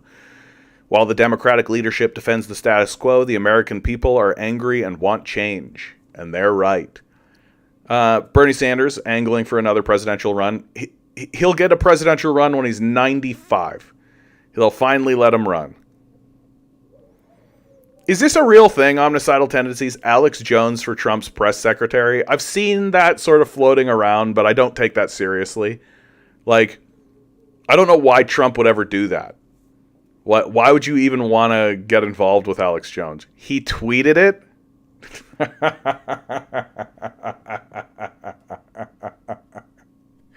Dude, are we going to have like an internet troll administration? Is that what we're going to have? Oh, Alex tweeted it. Oh, who gives a shit about what Alex Jones has to say? No. Alex Jones press secretary, that's not going to happen, dude. Like, come on. I think that, like, what the Trump administration is really putting in our faces right now if you take a look on social media and you actually, like, one of the things that people have really been noticing, and it's true, the Trump administration is being real quiet. Like, they're not doing like a big celebration. They're not throwing it in people's faces. There's a real like stoicism going on. There's a real like quietness about it. And there isn't, and what they are showing you and what they are putting forward are like, I'm seeing so much of RFK Jr. right now. Like my feed is like, anytime I go anywhere on any social, it's like RFK Jr. said this. Hey, did you see what RFK Jr. said? Listen to RFK Jr. Because it's like, I think they know that what the people are hungry for right now is any kind of positive messaging at all. Literally anybody who's willing to stand up and say, hey, we would like to do something positive. And we would actually like to improve people's lives. And also, I think RFK Jr. does a good job of like hyping up Trump and saying like, yeah, we had a conversation with one another, and the Trump, he's concerned about his legacy, and he wants to leave a legacy for the American people that he can be proud of, that kind of thing.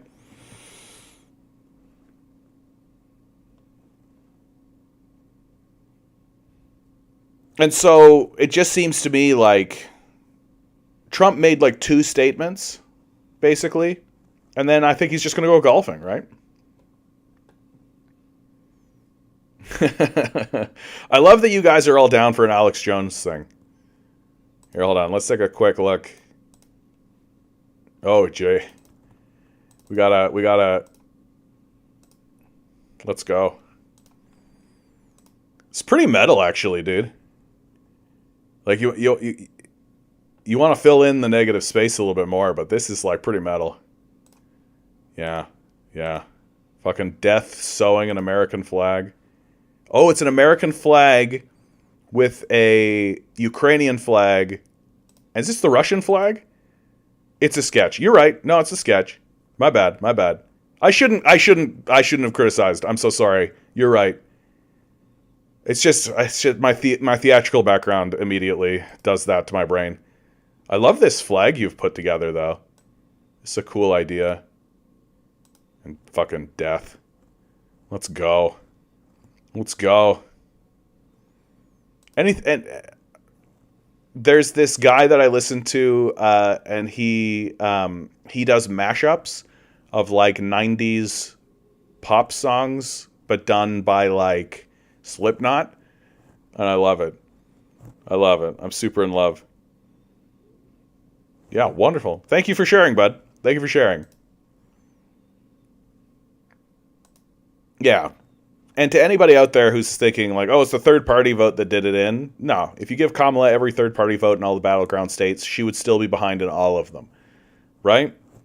Get completely wrecked. And meanwhile, in Pennsylvania, 34 respondents said they would be more likely to vote for the Democratic nominee if the nominee vowed to withdraw weapons to Israel, compared to 7% who said they would be less likely. So there's a winning strategy, right? Stand up and be like, yeah, we got to do something about Israel. Nope, not gonna do that. Am I out of touch? No, it's the minorities who are white supremacists now.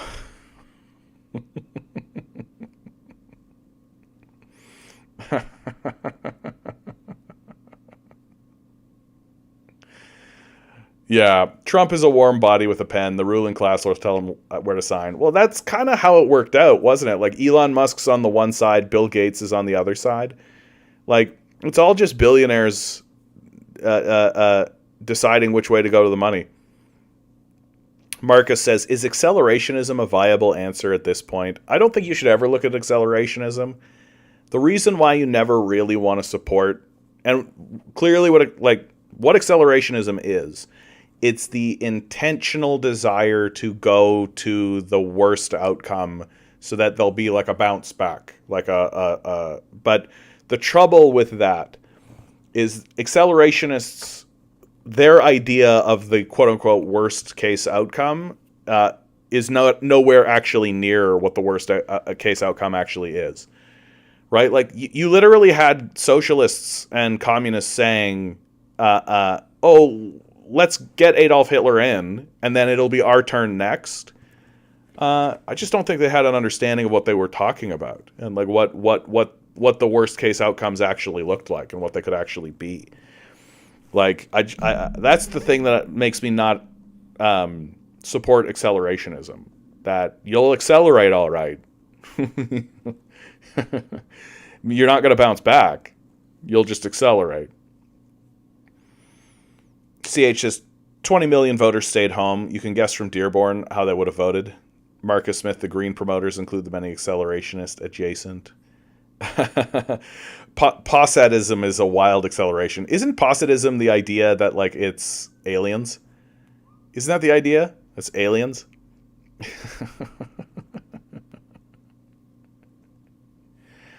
The worst case outcome, though, is World War III, and Harris was committed to go there. Wouldn't it be crazy?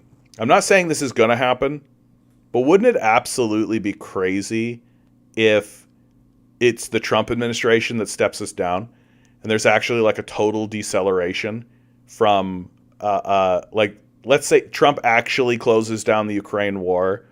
Somehow he actually does convince Netanyahu to actually step down from his genocide. He actually does decelerate the conflict with China. And it's actually the Trump administration that brings in like an era of peace. and then the American economy completely collapses.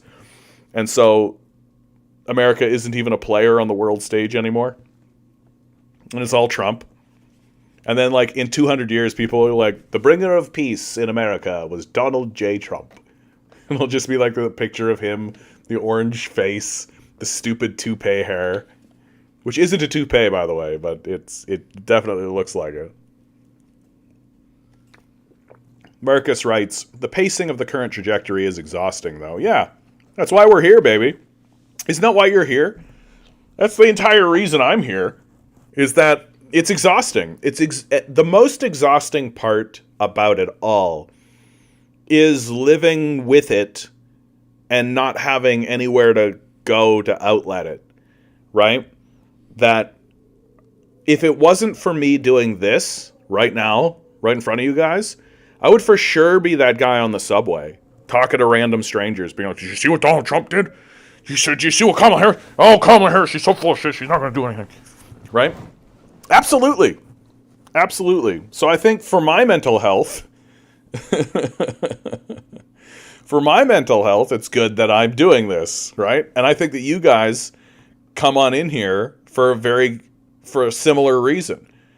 That there's a catharsis to all of this. That it's too much to do by yourself. Capitalism is an alienating, atomizing force. It wants you in a little box by yourself, right? Like the perfect citizen in a capitalist society is a person in the tiniest space possible who just eats little tiny meals given to them by the system of capital that's taken out of their pay, and they just watch a screen. And then the only time they go outside is just to get on a bus in order to go to a factory to do a job, and then come back home to their little box. And that's it. Like, that's the perfect capitalist citizen. And guess what? We have spirits and souls. Like we're humans. Like we're connected to the natural world. And this isolation that we're all experiencing needs an answer. And I do think that one of the outcroppings and one of the expressions of our rebellion to this idea that capitalism is putting forward in front of you, live in the pod, eat the bugs, is this very thing. That in the fleeting little spare time that we actually have, we share some of it with one another, conspiring against the system of capital. Yeah, I think it's a good thing to do. The captain writes, or if Trump decelerated at all and China reached out to save the U.S. in their closest co-op ever in trade. Yeah, wouldn't that be funny? China reaches out and actually saves America from itself. Like, that would be the best. Right? China worried, U.S. outpacing them on poorly functioning low-speed trains, from The Onion. Like, I think that the Chinese strategy regarding America is actually wise. China's actually really wise when it comes to dealing with America, which is to be as integrated as possible into their economy, and also be rooting for the success of America. I think that that's wise. Dragon Fruit, good evening to you. Monday streams, let's go. This is a one-off, Dragon Fruit. I'm going to still continue on Tuesday. I just can't do Tuesday this week. So I just decided, hey, what the hey? Let's just throw one down on Monday. I don't know. Maybe I'll move it to Monday. I don't know what you guys think about that. Monday or Tuesday, right? I'm believe it or not, I'm just making this all up as I go along, right? I know it all seems like I'm a professional back here. It all seems like wow, how does he do it? He's so well put together. I'm just doing it. That's all. CH writes, Trump cuts deal of the millennium to unify Taiwan with China. I mean, I don't know how you unify something that's already unified. In exchange, China gives 3 reefs back to Philippines. Problem solved. Look, the Nixon administration, we already did this negotiation. The Nixon administration already said that Taiwan and China are one thing, right? That what China and Taiwan have been dealing with since then has just been like a social problem, right? It's just making sure the two bodies, figure it out internally. And it's not until you get back to the Biden administration or the Obama administration that you start really fucking around with this. Like, what are you doing? Pretending like Taiwan is an independent nation. Like, what are you even talking about? CH writes, giant 6-train wide railway to Indian Ocean via Myanmar, meanwhile gets built. Yeah, of course. No, China is just building the shit out of it. Like, and they're not asking anybody's permission. They're not looking to the international community and being like, can we do this? They're just fucking doing it. Why? Because it's sick and it's awesome and it's going to make China awesome. Like, how awesome would it be to live in Beijing and be able to get on a train rather and go to India in an hour? Like, yes, please. Like some ridiculous number, something like 60% of the population of Canada lives in Toronto, Montreal, and Ottawa. The idea that we don't have a high-speed rail connecting those 3 cities is just stupid. Like, it's just ridiculous. Why don't we do it? Because it doesn't make one guy super huge amount of money, right? So we're just not going to do that.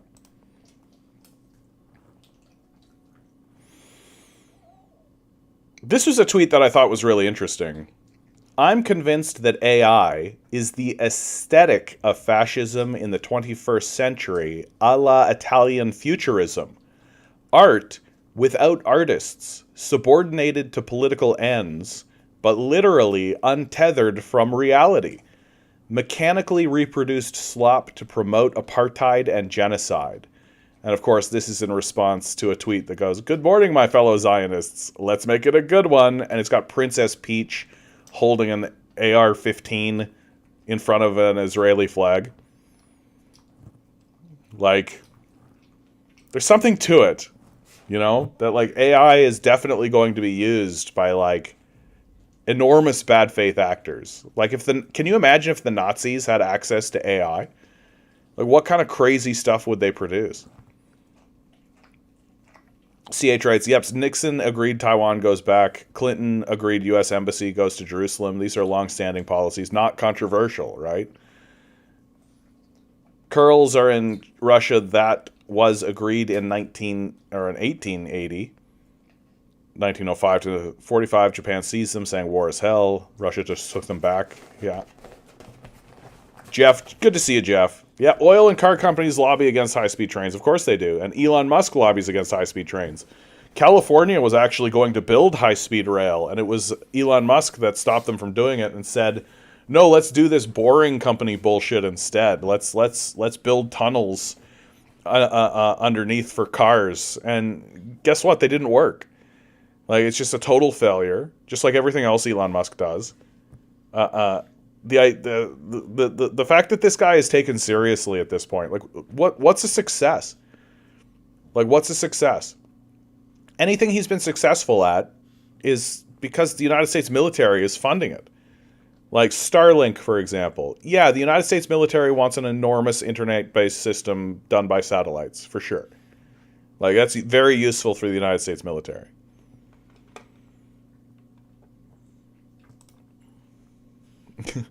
People on Twitter will really be like, firebombing a Walmart, that pales in effectiveness to my strategy of winning an election and then not win an election.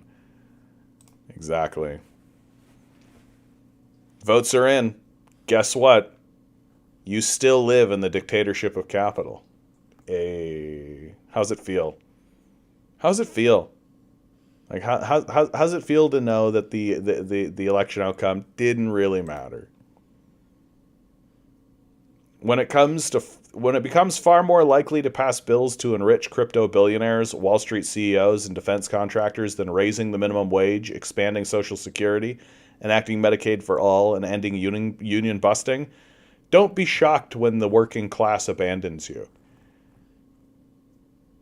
Yeah, I mean, I feel like the Dragonfruit's sort of hitting on it, right? Not at all surprised Trump won. Yeah, there doesn't seem like there is, like, nobody's sitting, like, I think people are upset that Trump won. I think there's a feeling of, like, upsetness about it. But I don't think it wasn't like the first time around. Like, the first time around, there was a genuine sense, even within the Trump administration, of just like, what? This time around, nah, man. Like, that's what's going to be interesting about this Trump administration, is that the first time Trump came into office, it was just a firestorm of confusion. Nobody knew what was happening. Nobody really expected the result. Donald Trump didn't expect the result. And so there was this just insane 4 years of this guy basically going around doing like talking tours while not having any fucking idea of what he was going to do. And that happened for 4 years, and he was out of office for 4 years, and now he's back. And this time, I think he expected he was going to win, or at least I think he had it within his wheelhouse that it was a possibility, right? And so this term is going to be a lot different. It's going to be a lot different, and I'm interested to see. Like, crazy shit's going to happen. There's definitely some crazy shit that's going to happen, for sure. And I will be reporting it. You guys are going to come in here and be like, can you believe that Trump did this? I'm like, yeah, I can totally believe that. Like, my faith in humanity is zero now. Like, I don't have any faith in this enterprise of the West. I think that it's a car about to hit the side of a cliff. Like, it's just, and so I don't think anything's going to surprise me anymore. I think the most surprising thing that I could see coming out of the West now is if anybody stood up and said, hey, this climate change thing, we should do something about it. Yeah, you know, it's sort of weird that people are holding on to all these houses and we got all these homeless people. Like, we should do something about that. Like, that to me would be, like, very surprising. I'd be like, whoa, are you kidding? It's like, I keep bringing up the RFK Jr. thing, but it's absolutely the truth. That, like, RFK Jr. keeps talking about the poisoned food supply in America and that he's going to do something about it. And I'm like, well, it's first of all, it's good to hear that anybody anywhere in America and American politics is finally actually acknowledging that the American food supply is poisonous. That's good. And then it's interesting that there's actually a guy that sounds interested in actually doing something about it. Oh, interesting. My expectation of what the result will be is that he'll just get captured like the rest of them. And the food supply will remain poisoned, and RFK Jr. will maneuver himself into a position to run for president in the Republican Party after Trump. That's what I think it's all about. Because Americans don't actually care about outcome. They care about rhetoric. Right? Certainly Democrats.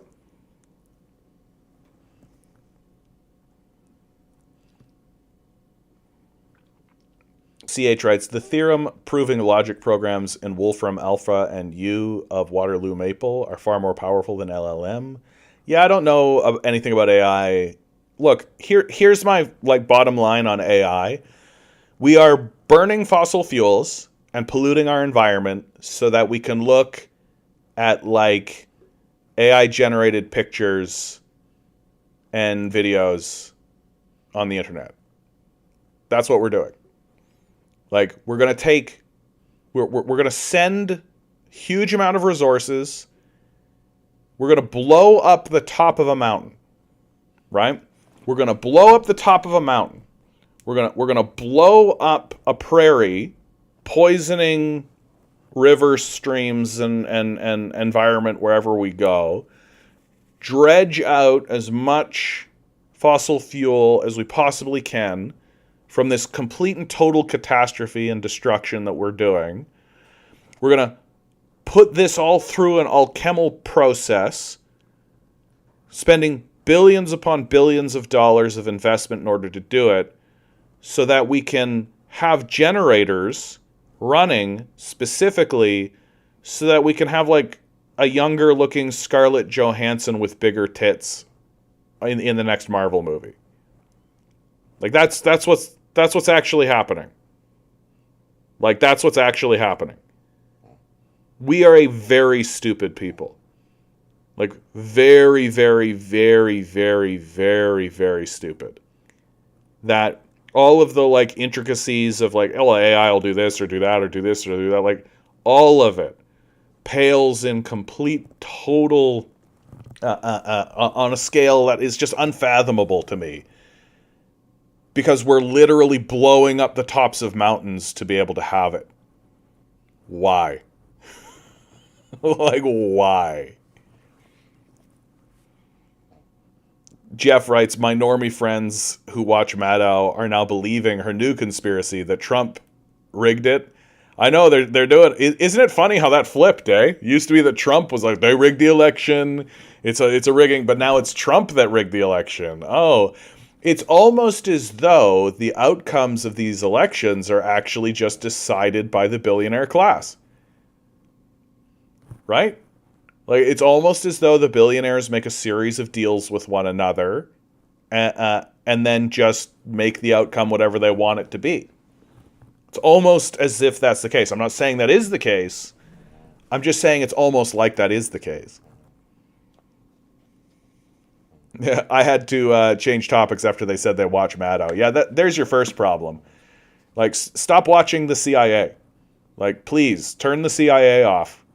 Like, don't listen to the CIA. Like, certainly don't pay any attention to one of their primary assets, right? Rachel Maddow is a huge CIA asset. Be like getting your news from Lucifer, you know? Like, today on Lucifer News.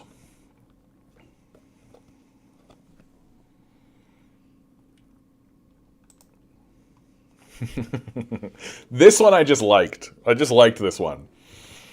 There's an old saying in Schelling.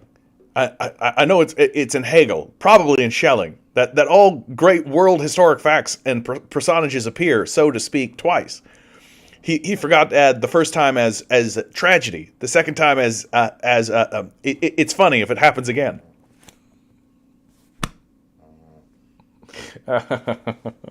Dude, I love that quote from Bush when he was like, "Yeah, fool me once, shame on you. Fool me fool me, I ain't gonna get fooled again." I love that. I think that we should actually change the saying to that, right? And we should say it without the stuttering, right? Fool me once, shame on you. Fool me twice, I ain't gonna get fooled again. Absolutely.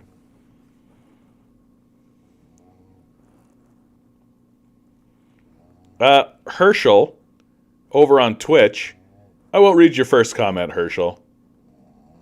Are you a commie for real, or are you trolling? I am a communist. Absolutely I am. I believe that the system of capital is a failure, that it is designed to destroy itself, which it will, and we are watching that happen in real time, and that this channel exists in order to shed light and provide commentary on that decline. That we need to move away from the system of capital, and we need to move towards systems that are actually going to be beneficial to the systems of Earth and to the people that live there. And that system is not capitalism.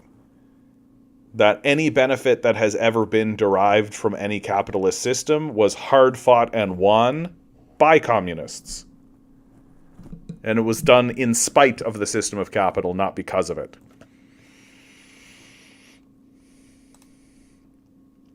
Werner Herzog wrote, "Dear America, you are waking up as Germany once did to the awareness that 1/3 of your people would kill another third, while 1/3 watches."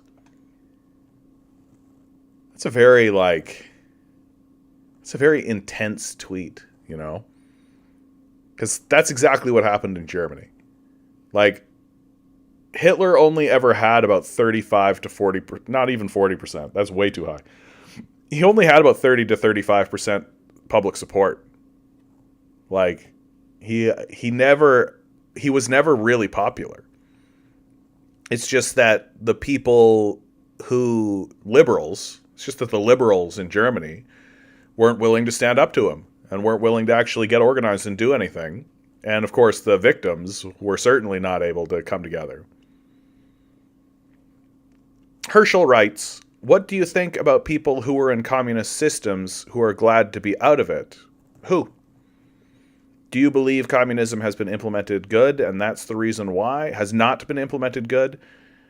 No, I just think it's a more complex issue than like good, bad. I don't think it's like this, like communism bad or good, you know? Like, I think that there's like a sliding scale, and when you actually look at situations, you can see like most of the time they were trying their best.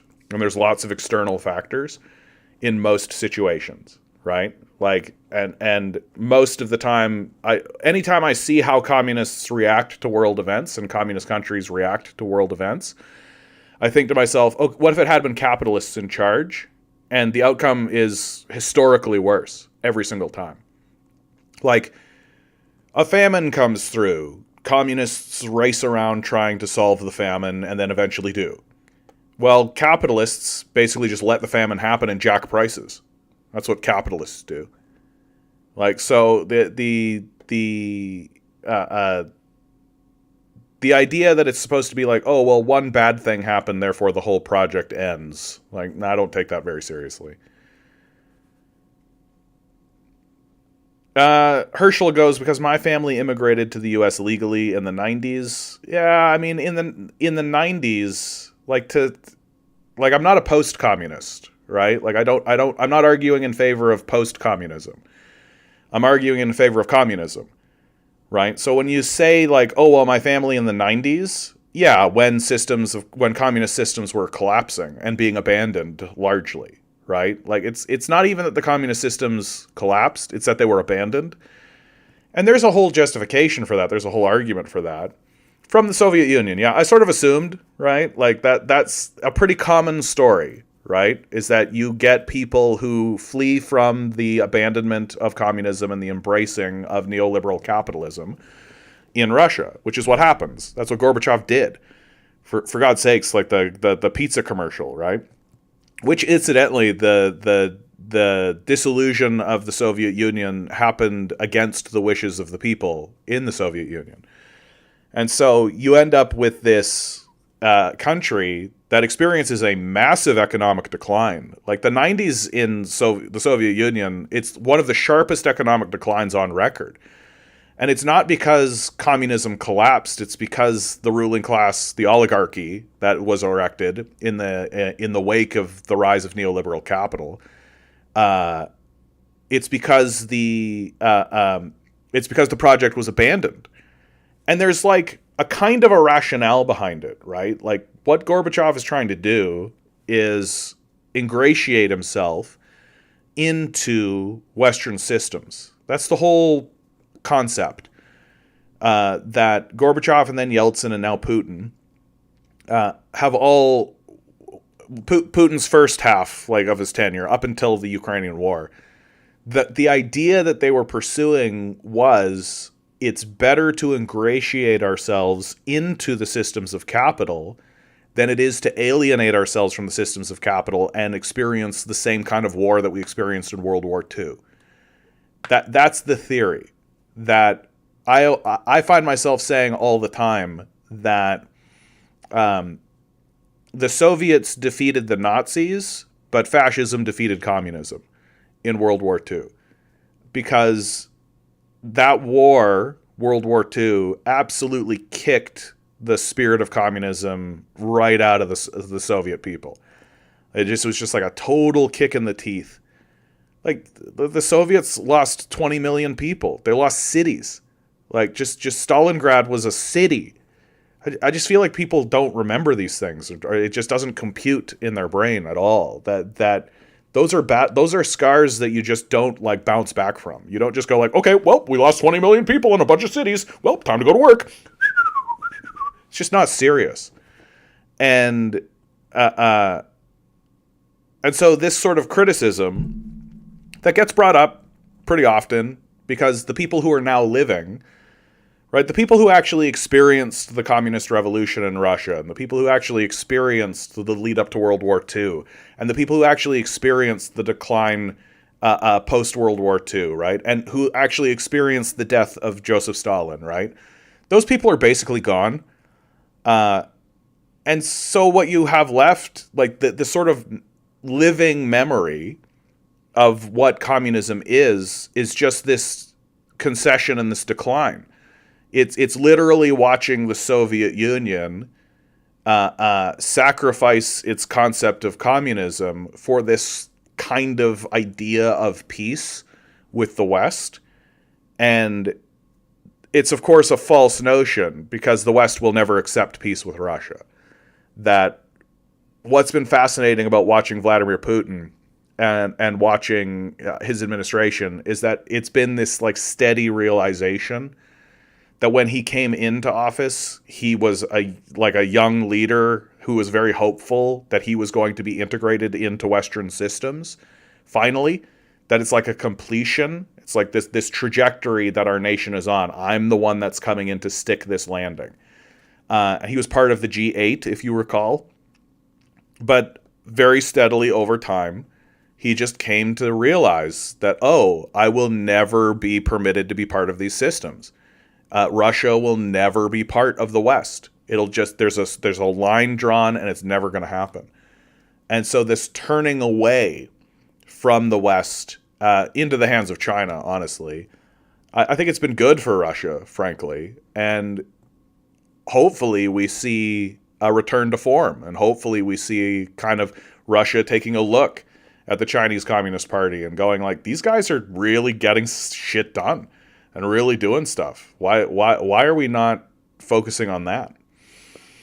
So anyway, that's a big, long-winded way to get to my point, which is that I'm not a post-communist. I don't argue for post-communism, which is essentially 1990s Soviet Union. I argue for communism. Like, the Russian Revolution, the communist revolution that happened to Russia, was the best thing that ever happened to Russia. And I think if you don't think so, I think you're out of your mind. That before the Russian Revolution and before the rise of communism and the communist movement in Russia, you're basically looking at a feudal agrarian a feudal agrarian monarchy ruled by the Tsars. And the Tsars had become incompetent and lazy, vapid. They were doing pogroms and fighting pointless wars that were going nowhere. Starvation is rampant. You have like the slave system in the peasantry. Just a brutal, grinding reality. Average life expectancy is like 35. You know. And so the Russian Revolution comes along, knocks the Tsar off his throne. The Romanovs get got, and and then you have the big power struggle between the Mensheviks and between the Bolsheviks, right? And with the Bolsheviks coming out on top. And that period of time between like 1920 to 1940, Russia undergoes this just absolute dramatic change. Just this absolute, like straight up, Russia goes from being like this peasant economy that nobody gives a fucking shit about to being the second most powerful industrialized economy on the planet. The Russians are the first people into space, for God's sakes. Like, really, really think about this. If you don't think about anything else, okay? If you don't hear anything else that I say about this topic, this is the thing to really contemplate and to really dwell upon. That there was a person that existed in the Soviet Union who went from being a peasant living in a dirt farm, growing crops by hand, like literally oxen plow, that on behalf of a landlord that owned him fundamentally, went from that position to watching that same field being done, being harvested and being sowed by enormous manufactory, the whole process completely automated as far as they're concerned, and the benefits of all of the labor and automation actually going to him. And then on top of that, he gets to watch his nation go from being this backward asshole of the world to literally shooting rockets into space and sending men on space flights. That happens in a single generation. One generation. And that happens in spite of all of the invasions and all of the capitalist encroachment and all of the wars. Not just World War II, but all of the wars that the Americans put at their doorstep and the Germans put at their doorstep on the lead up to. Like, it's an incredible feat. It's absolutely astounding that it happened. And there's a reason why nobody teaches it to you. There's a reason why nobody talks about it. There's a reason why we're just supposed to ignore that a bunch of landless peasants became the second largest superpower on the planet. Because if we actually acknowledged that, we'd have to go, maybe there is something about this communism thing. Instead, you know what we should do? We should just double down on a system that's completely stagnating. That's just completely stagnating. Your food is poisoned, right? You can't buy a house. Your wages have gone nowhere. The system is totally stagnated and everything is aligned in order to diminish your quality of life and certainly make the quality of life of your children worse than yours. As a guarantee, that's the promise of the system. So, pick.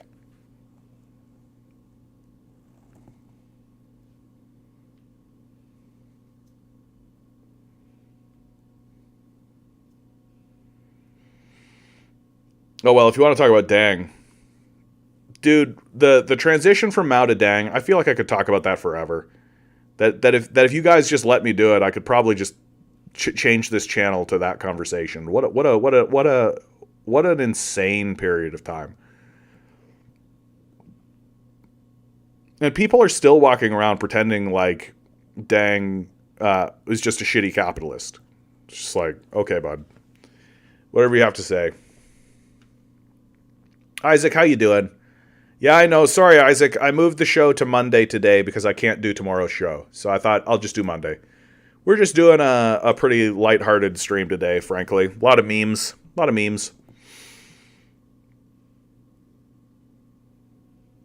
Here's one. If you care more about someone throwing soup on a painting than a billion-dollar corporation destroying our environment to increase shareholder profits, you've completely lost the plot. A pink-haired Just Stop Oil activist, Phoebe Plummer, has been sentenced to 2 years in prison for throwing soup on a $90 million Van Gogh painting. Like, that's what they're going to do to kids who are, like, literally throwing soup on glass. Like, she didn't do anything to that painting. That painting is fine, right? So out of a sense of public protest, they're going to put you in jail for 2 years. What do you think they're going to do to you if you actually do anything meaningful? Right? Well, we know what they're going to do to you, right? I've reported on this several times. There are people who have destroyed pipelines. They're in jail. Like, the system has aligned itself against your interests entirely.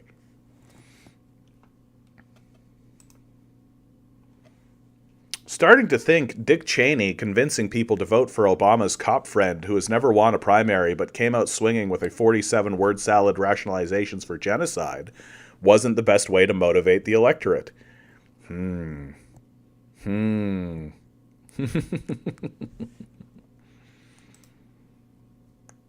There will be zero introspection. Liberal narcissism dictates that it must always be someone else's fault. They will scapegoat minorities who failed to fall in line, blame Russia, blame misogyny, blame irrational voters who chose candidates based on emotion, anything to avoid looking at their own record of failure. They are congenitally incapable of self-criticism. Yeah, I think that's about right. I think that's about right. We're not really interested in that.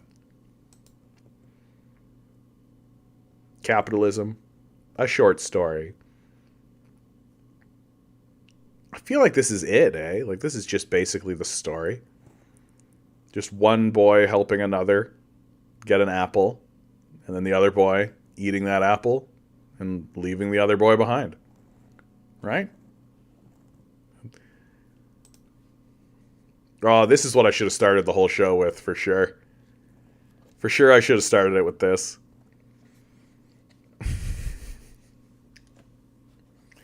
Like, this is what's so wild about America. And I've said it before, and I think I'll say it. I'm going to keep saying it. Like, we're at a point now where in America, mass shooting is happening, like, what, every other day? Like, maybe that's a bit aggressive, but it's happening. It's common now. Like, it's so common that we don't even bother reporting on it. We've become numb to it. Another mass shooting. Another mass shooting. Like, the only way a mass shooting actually breaks into the mainstream consciousness for even a flickering moment is if there's something sort of unique about it. Like that one a while back that happened in Arizona where we had footage of the cops basically just standing by while they were listening to children scream and bullets being shot and all that. Like, so if nothing noteworthy happens in the shooting, it doesn't even get, like, it might as well just be reported on the ticker, right? Just the little ticker at the bottom. Yeah, another mass shooting. Yeah, another mass shooting. And for some reason, and I just cannot put my finger on why this is the case, these people that are doing these mass shootings are just not walking into City Hall. Like, that's the thing that is so interesting to me, is that these kids keep going to these schools, and I'm like, City Hall's like right over there. Like, they're the guys that are doing all of the lawmaking. Like, your teachers are just, they're just assholes. Like, they're just guys and women that are like, okay, here's your curriculum. I'm trying my best. I want to teach people, They're just they're not making the system. They're not making the rules. They're not doing anything about it. Right? City Hall's right down the street. Like, if your whole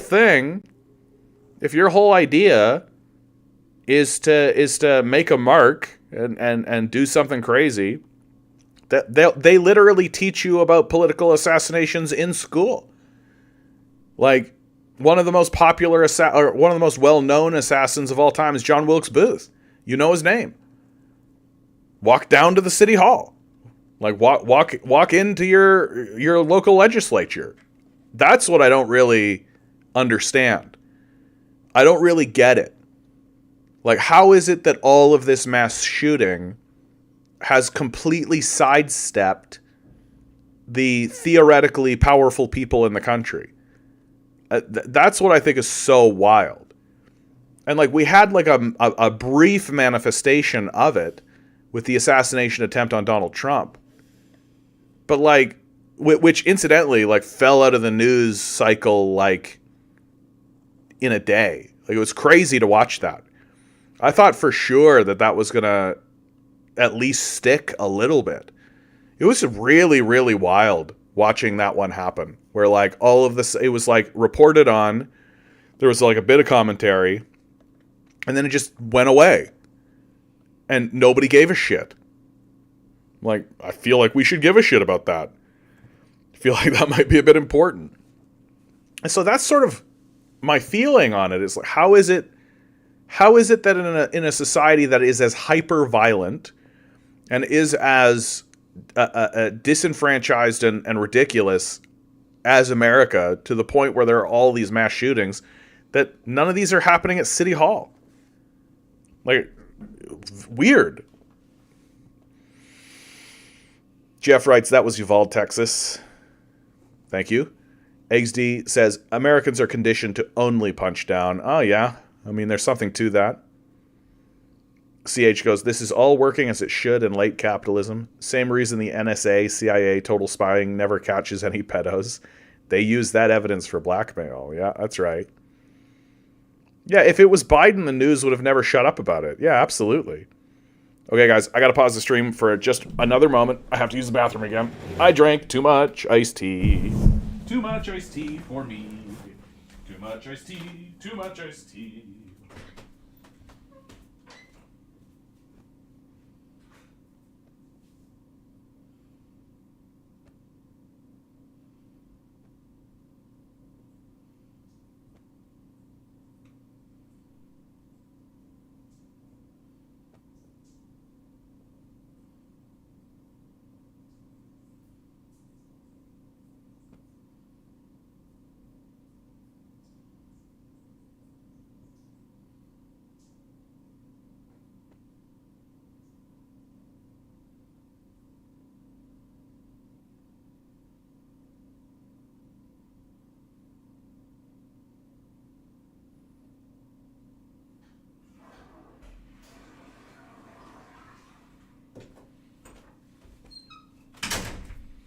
All right, we're back.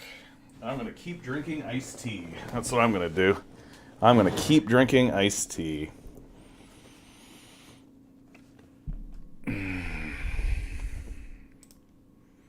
Do nothing, win. Yes. China is just plugging along, man. China's just plugging along. They don't need to do anything at this point. They're literally just looking over, being like, oh, they're just falling apart over there. Like, Donald Trump winning the election again. If somebody had told me, like, I kind of always knew that we were on a decline narrative, that the West was always going to go through this decline. But if somebody had told me in, like, 2008 that Donald Trump was going to be the president in the first place, but that he was going to lose a term and then win again, I'd just be like, what? Like, that's sort of the roller coaster of all of this, isn't it? Like, is that he won and then lost and then won again. It was just like absolutely insane. Jeff writes, I believe all these elites are into it's disgusting and they've come on TV and try to moralize us. Yeah, that's the best part, eh? Is that like these people that like go to Jeffrey Epstein's pedophile island then turn around and try to tell us what's good for our lives, you know? Like as if we should listen to what these pedos have to say about anything. Like, and we know that it just is the case, right? Can we just get through it and just acknowledge that, like, Jeffrey Epstein was a CIA asset, or at least an FBI asset. Like, it's so very clear that he was tied up in intelligence, and that the reason why no one wants to actually seriously investigate this guy is because they'll have the CIA breathing down their neck, right? And, like, at the very least, what this means is that the CIA is not interested in breaking up pedophile rings. It's interested in manufacturing pedophile rings. It wants pedophile rings. Because if it can get people into the pedophile ring, well, then they're captured by the CIA, aren't they? And they've got to do what they're told.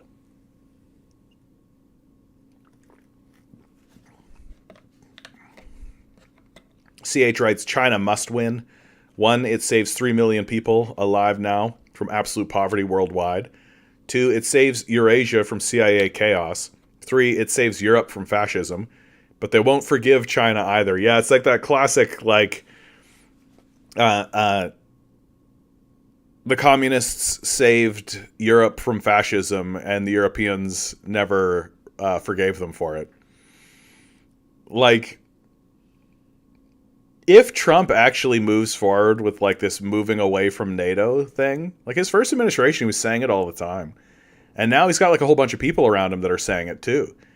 And if they actually move forward with this like moving away from NATO kind of thing, like, do they not understand that that's going to pivot Europe towards China?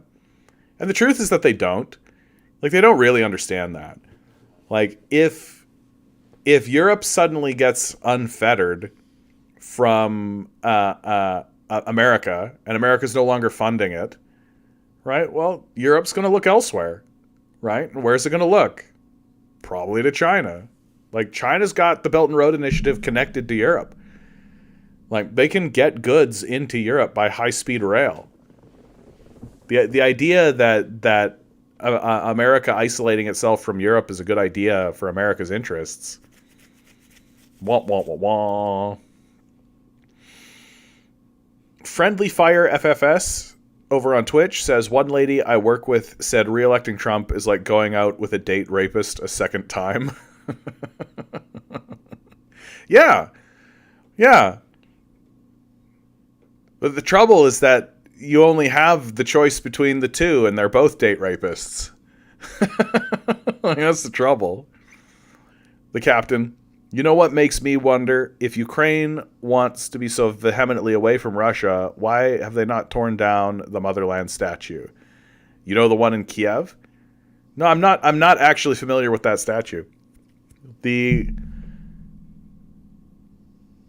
I mean, like, when you end up with these sorts of events that are happening, right, it is usually like a extremist group. Like, the reason why things are happening in Ukraine as they are happening is because NATO and the United States are funding it, right?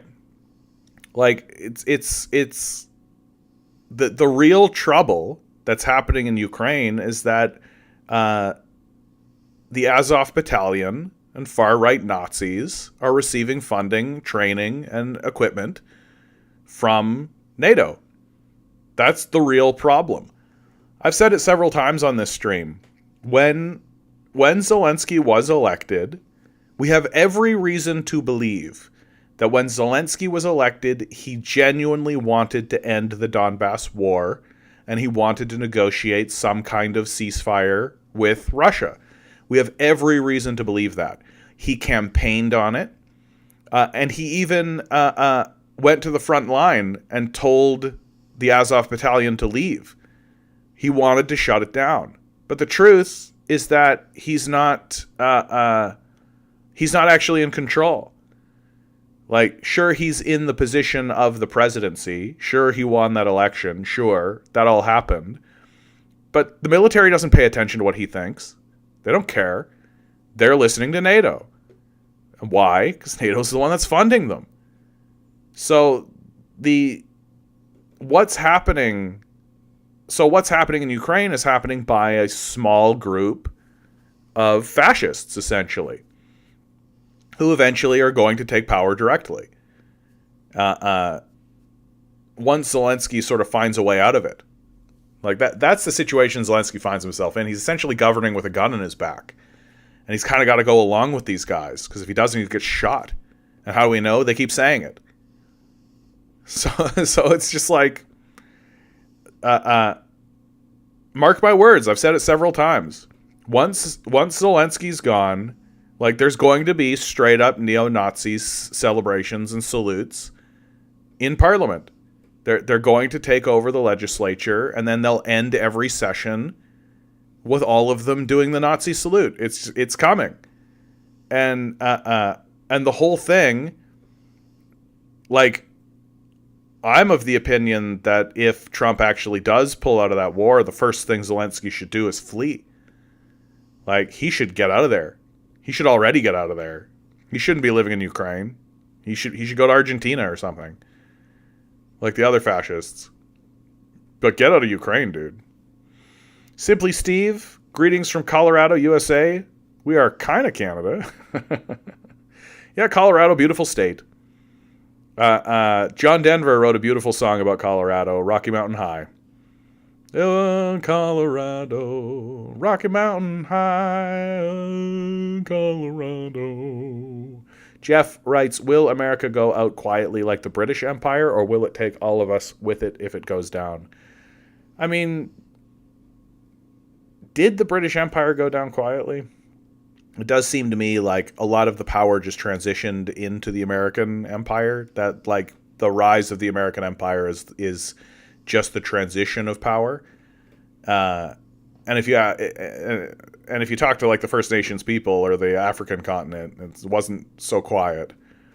No, it's not going to be quiet at all. Like that's just not the American way. Like the Americans are big, bombastic. They're going to go down, and like they're gonna make sure that they're gonna make sure they do a lot of damage, because that's who they are. It's just who they are. They're not. There just comes a point where people start saying like, well, if I can't have it, you can't have it, and it just feels like that's going to be the American way. And you just take a look at how they do pull out of places and how they do leave places, like the way they left Afghanistan, for example. It's a catastrophe. It's like a total disaster.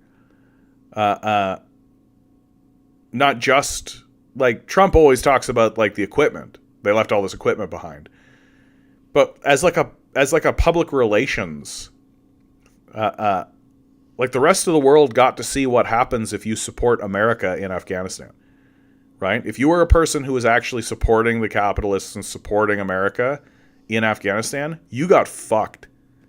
Like you got fucked hard, as hard as a person can get fucked. The Americans fucked you over. And so that's got to tell the rest of the world, like, yeah, if America shows up, you do not do business with them. You stay away. Yeah, sure, that guy you're looking at who's doing business with the Americans, he's doing well right now. But when the Americans abandon him, you see what happens. You just need to look at Afghanistan. CH writes, Ruthenia is 80% Nazi, Kiev 60%, Kharkov and Nikolaev 40%, Odessa 30%, Crimea 0%, Donbass 10%, all of Russia like 3%. I'd like to know where you're getting those numbers from. Like, is that something you're putting together for yourself? Because like obviously Ukraine is fairly far right, but I'd be surprised if it was numbers even as high as 40%. It just seems more likely that it's usually like a small group of radicals that are extremely well funded.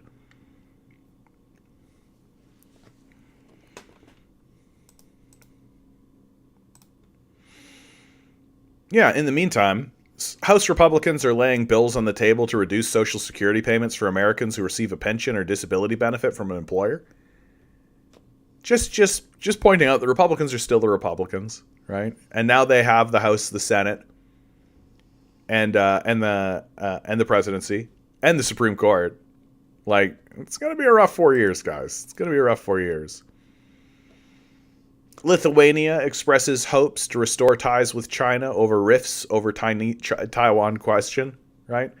This is going to become the norm. We were just talking about how Europe is going to start pivoting over to China. I think that that's right. I think that a lot of places that had been kind of pounding the pulpit, anti-China, they're going to start to see that, like, it's actually in our benefit to just start buddying up to China. Like, China's not going to go away. A war with China would be disastrous for everybody. So the best thing to do is to stop focusing on the crazy person in the room, which is America, and start focusing on the person that has some stability.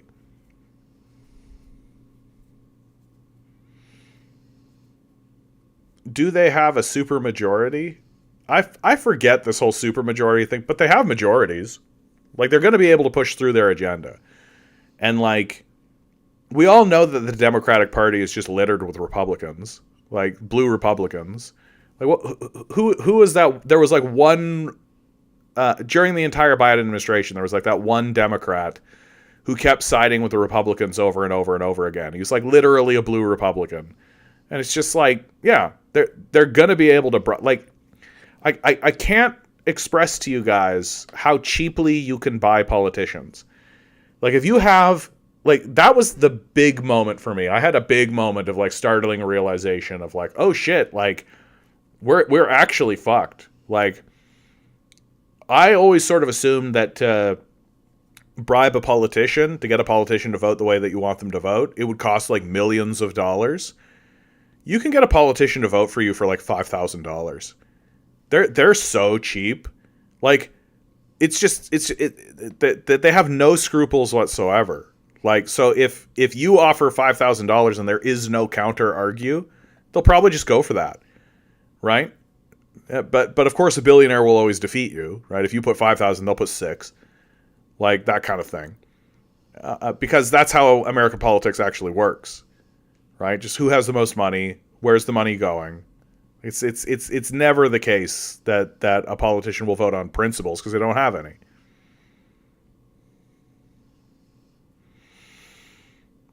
Friendly FFF says Taiwan will be back in China in 4 years, undoubtedly. Taiwan is in China. It never left. Like, Taiwan is not an independent state. Like, it's not recognized by any international organization as being independent. Like, this whole narrative that Taiwan is somehow separate from China is straight up U.S. propaganda and nothing else, right? Like what's the international body that actually recognizes Taiwan as a country? Find it. I'll wait. Taiwan has been considered part of China since the Nixon administration. And it's only extremely recently that there's been this idea that Taiwan is somehow a separate country, even though it's never been the case. And of course, the American and the CIA are doing everything they can to fund an independence movement. But if you have an independence movement in your country, you're not a country.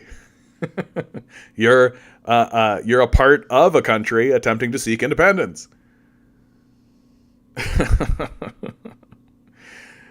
And like, I've said it over and over and over on this channel, man. There is a 0% chance. 0%. It's not even 0.1% chance that Taiwan becomes an independent country. It's just not a shot. It does not happen. And the moment, like, people keep thinking that if Taiwan declares its independence, there's going to be like jockeying back and forth with the Chinese, the way that there was with Ukraine. Like, when the coup in Ukraine happened in 2014, this like set off alarm bells in the Kremlin, and there was this whole like series of negotiations, and there was this like long scale like, and Putin really was like, I don't want to get militant about this. I don't want to bring up my military. I know exactly what's going to happen. This is a whole thing. Can of worms. So I'm just going to try to negotiate, try to do diplomacy. Okay. It's 8 years between the coup. The Donbass war lasts 8 years, right? That's 8 years of Nazis shelling ethnic Russians in Ukraine. Okay. And for some reason, I think people think it's going to be similar in China, that like they'll declare independence and then China will negotiate and there'll be a back and forth, and that'll give NATO time to do something, and there'll be a whole thing, and yabba yabba, and back and forth it'll go. And then China, after a long drawn out period of time, will maybe do something. Literally the day Taiwan declares its independence, China will have boots on the ground in Taiwan. The day. It'll literally be the president of Taiwan declaring it, and before he even leaves the podium, people will be landing on the shores of Taiwan.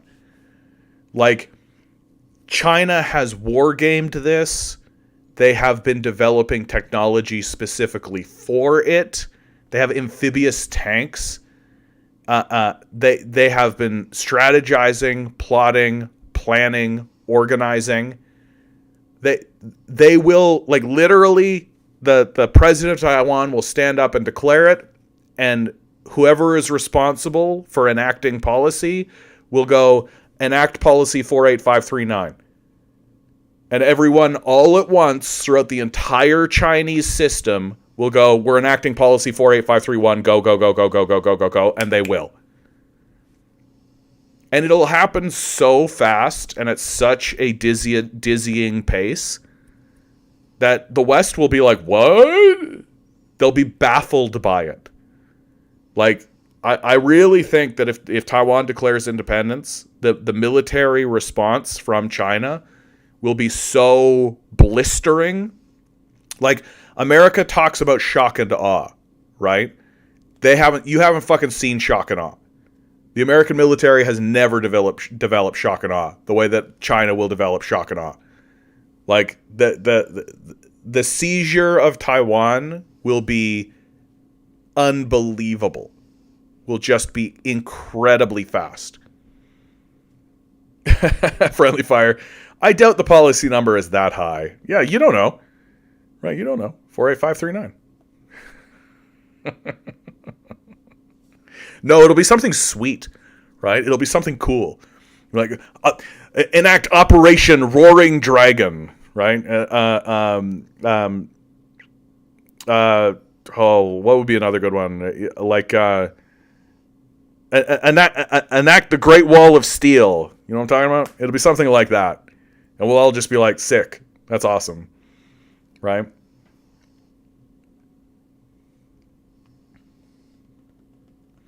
Jeff writes, Obama had a supermajority in his first 2 years until midterms. He could have codified Roe, shut down Guantanamo. Yep. No, I mean, that's why the Obama administration is so fraudulent. Like, so full of shit. Like, Obama spent his first 2 years basically saying, we're going to reach across the aisle and we're going to make peace with the Republicans and get permission from the Republicans for everything you're going to do. Shut up. Like, pass the legislation, you coward. No, but he didn't because he works for the Republicans. He doesn't work against the Republicans. They're allies. Like, it's just so clear.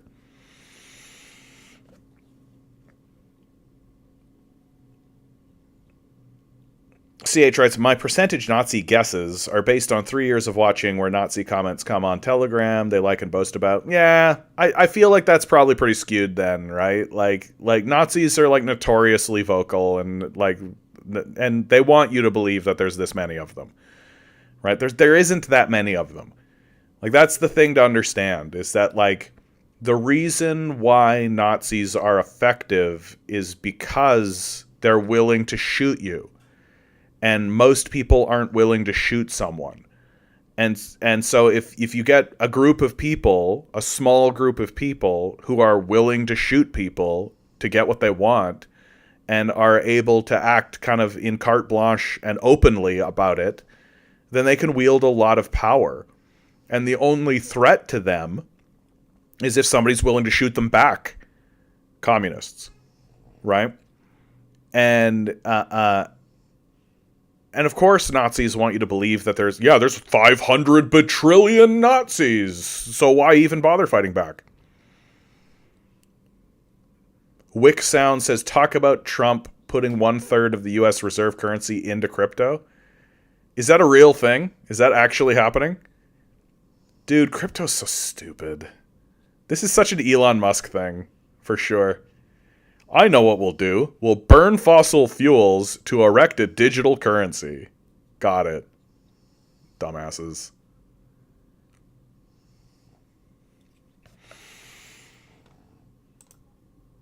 Oh, feed me, senpai. This meme. Not even really a meme, but just like, this kind of says it all, doesn't it? These are people walking in to the DNC, the Democratic National Convention, and this is their reaction to people chanting about the Palestinian genocide. It's the little smirks that get me, right? It's the little smirks they have, right? Isn't that funny? How all these guys are like closing their ears to it. They don't want to hear the chanting about how you're supporting a genocide. And then they've got fun little smirks being like, oh ho ho, these people are so silly. This guy's literally laughing about it. Like, I'm so glad the Democrats got completely crushed.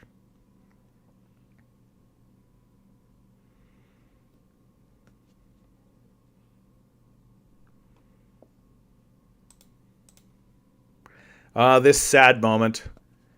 Here's a sad moment in Canadian history, I gotta tell you. For those of you who don't know, this gentleman here on the right is none other than Wayne Gretzky. The great one. In sports history, there is always a debate about who is the greatest of all time, right? So like in basketball, for example, it's like, is LeBron, what about Jordan, right? There's all these debates that happen about who's the greatest. In hockey, there is no debate. It is fully understood, and nobody would ever have the audacity to say otherwise. The greatest person to ever play the game is absolutely Wayne Gretzky. That if you were a person that watched hockey when he was on the ice, you were watching the greatest game of ice hockey you could ever watch. And everybody understands that. It's fully understood. And here he is wearing a hat, Make America Great Again. A white hat, no less. Not even the red hat. A white hat. And it really reminds me, that like wealth corrupts. Wealth is a corrupting force. That there's this phrase of don't forget where you came from, right? Wayne Gretzky has forgotten where he came from. For sure. For sure. And so this is sad. I don't like to see it.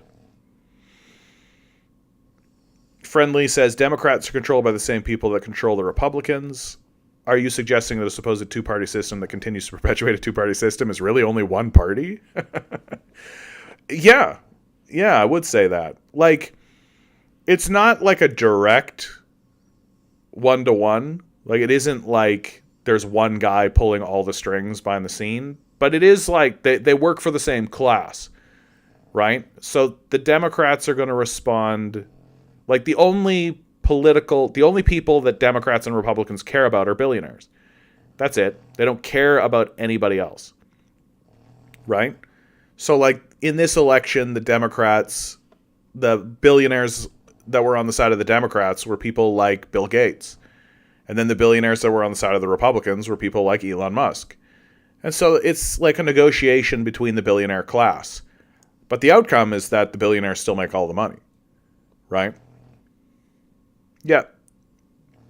Maybe even no party, just the billionaires. Well, the political system in America exists so that the billionaires can negotiate how to split the spoils amongst one another without needing to go to war with one another.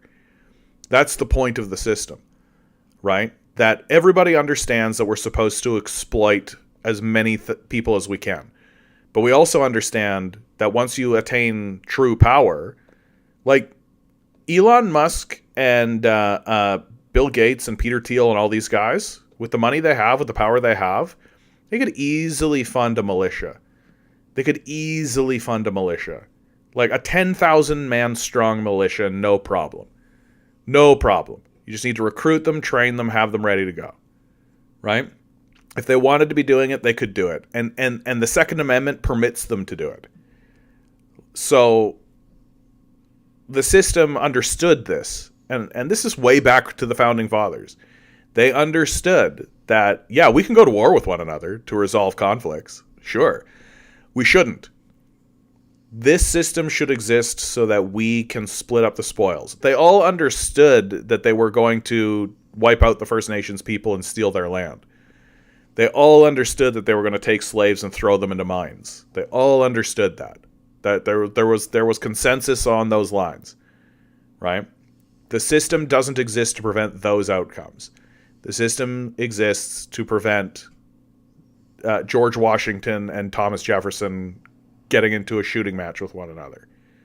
That's what it's for.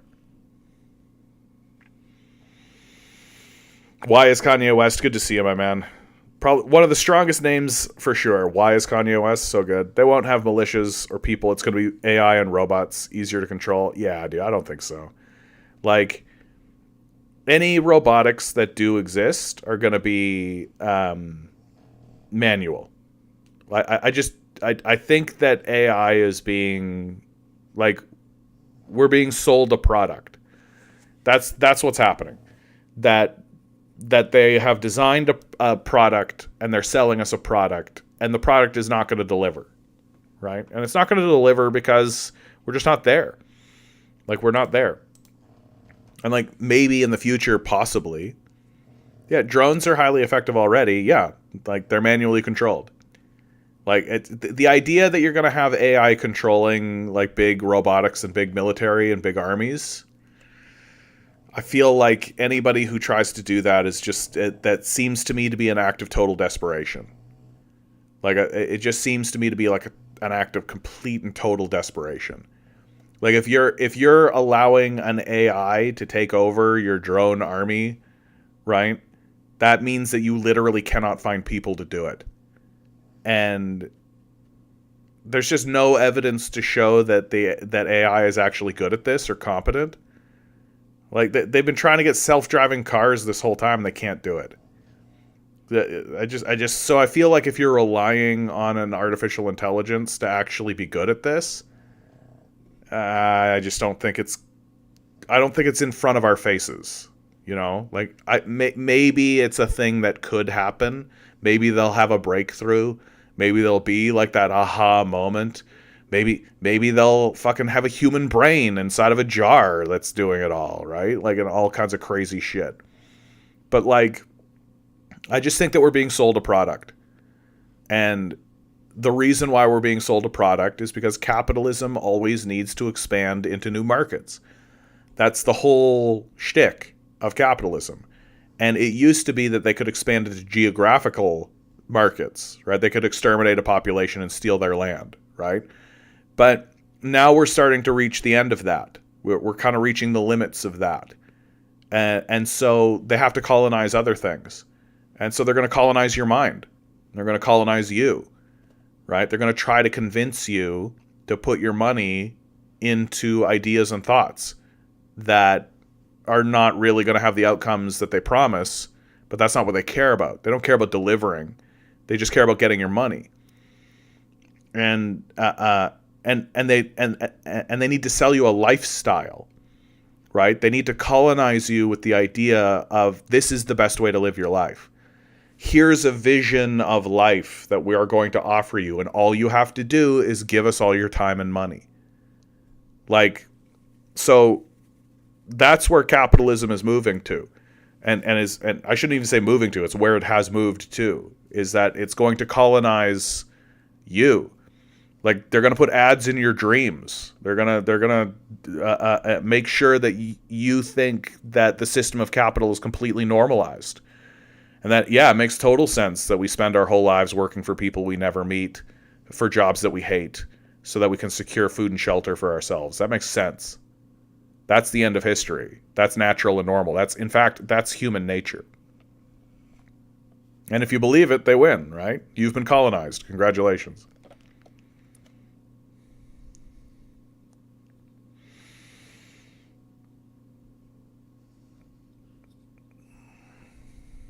Mass Effect would call what we have virtual intelligence.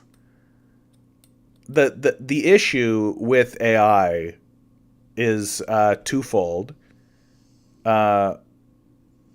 One, it lies, right? Like, it lies. One of the things that the AI keeps doing, and they don't really know what to do about it, near as I can tell, is that it doesn't give you the right answer. It gives you the answer that it thinks you want to hear. So it doesn't actually, like, if you tell an AI, I need a quote from a movie script that has these kinds of qualities, and it's got to be a real movie script. It's got to be an actual script. It'll just make something up, and it'll just be like, this is it. Here it is. And then if you ask it, like, is this actually from a movie script? They'll be like, no, I made it up. So it's unreliable. It lies. It creates false information, right? And it's based on the idea that it's not providing, like the AI doesn't have material dialectics. It's not seeking an outcome based in reality. It's just giving you what it thinks you want to hear. Lo and behold, an AI system programmed by capitalists is a liar. You can't rely on that. John Hallenborg writes, John, have you written a manifesto or similar statement of purpose? I'd love to read such a thing. When I was younger, I think I wrote something like that way, way long ago. Look, you want to hear my manifesto? It's not hard, right? Just try to like one another. We should overthrow this system. I'd like it if we did, but we're not going to. Seems pretty clear that we're not going to.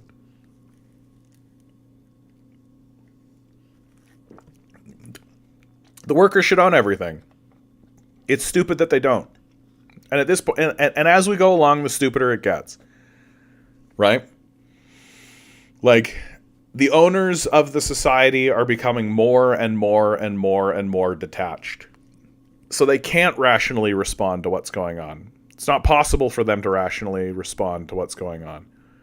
And the further along we get, the dumber it's going to look.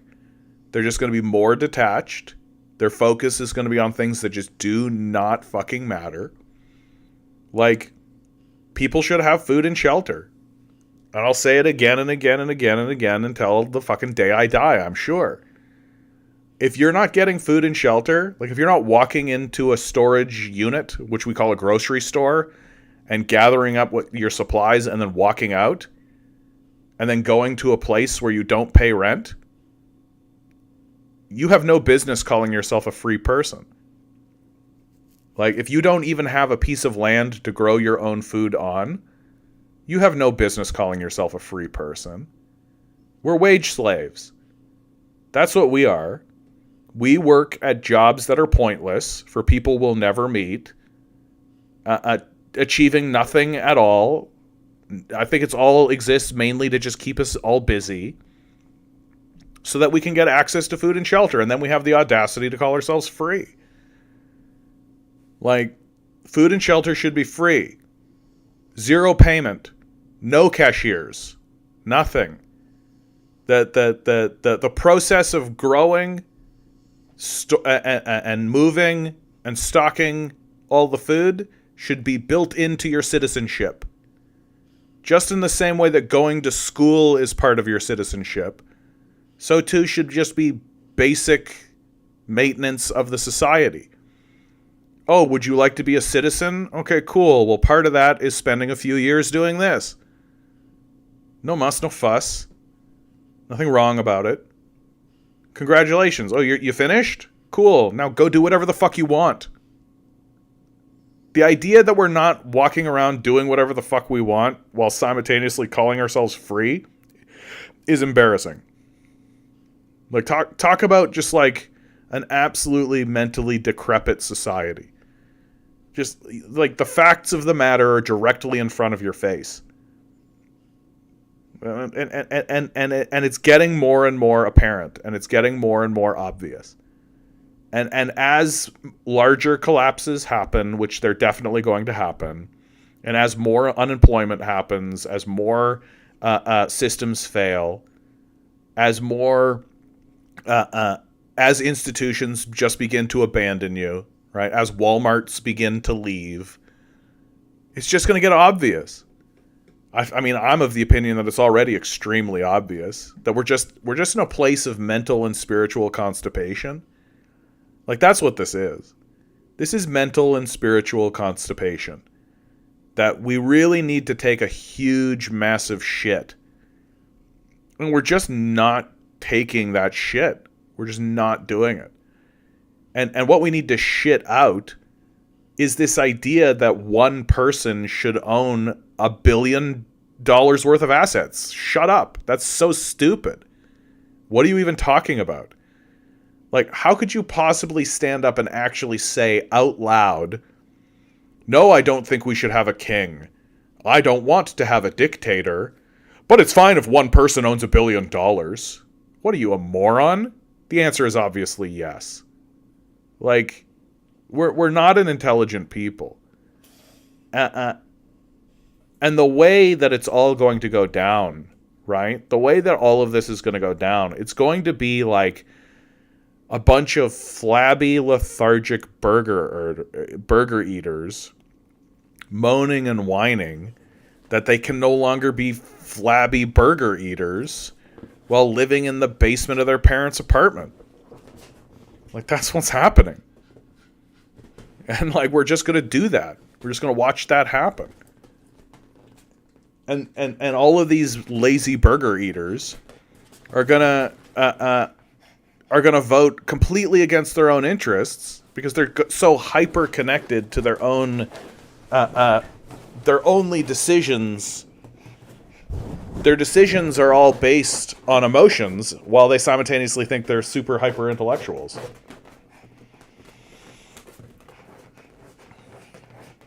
John writes, I take your points, but how to avoid our current structure with a currency-based economy? So, I don't think that you will ever abolish currency, but what we have done is we have individualized currency, right? So, every single person has a bank account, and every single person has to constantly be looking at that bank account. And there's this nickel and diming that happens, right? Money should exist in the background of the society. And it should really only exist to act as a measurement tool for people who you would call economists. I don't want to use the word economist because modern economists are so fucking... We are going to need to invent a new word because they've just co-opted this word, economist, and it means essentially, how do I make one guy $1 billion? That's what an economist is. But you have somebody who's essentially a money manager whose task is to basically say, okay, well, this is where the money is going, right? The money is over here, and we're seeing that there's a lot of money piling up over here, or there's not enough money piling up over here, or we're not expecting, and all that kind of stuff. And you have a group of people whose job it is to work within the legislative body to ensure that that's taken care of. But this idea that every single individual should individually be individualizing their individualism through this like money system, shut up. It's slavery. Like, that's what it is. Like, you're literally tied to this fucking bank account that, oh well, it only your credit score, your social credit score money only goes up when you sell yourself to the capitalists. You're free though. Dorp. So money should fade into the background of the society. People should not be thinking about it. Like, there should be a generation of people who literally are just like, what's money? And then somebody will be like, well, money is a measurement system that we use to ensure that goods and services are delivered at an equitable rate to everyone. And then a normal person will go, that sounds really boring. And then move on with their life. And just go do the things that they want to do. And if somebody wants to do something dramatic, like I want to open a Walmart, right? And they bring it to the people and they say, hey, I'd like to open a Walmart. And they'd be like, oh, okay, here are the pros, here are the cons. And they have a big debate and then they decide. And then they look at the money guy and the money guy goes, okay, cool. We'll adjust. Off we go. Because money is simply a measurement. That's all it is. It isn't actually anything. Like, when you realize and when you recognize that we're all sacrificing our lives for something that is irrelevant, that does not exist, that is manufactured and created, we literally print it, and now we don't even print it. We just type it into a screen. It's literally numbers on a screen. And you sacrifice your whole fucking life for it. You sacrifice everything you have for it. You sacrifice time with your children. You sacrifice time with your wife or your husband. You sacrifice times with your family, your friends. You miss important life events. You're not able to go to a funeral. You don't get to see the birth of your children. So that you can get access to this thing that never existed. that is just something that we created specifically and in order to ensure that we have a high supply of slaves to do what they're told. Because it's a wage slave system. That's what it is. And the way that they enforce and discipline is by ensuring you don't have access to food and shelter in the first place. They withhold the food, they withhold the shelter, and they say the only way you can get access to food and shelter is with this money that we invented. This airy-fairy farty who gives a shit. And we all just go along with it while saying we're free. Got it.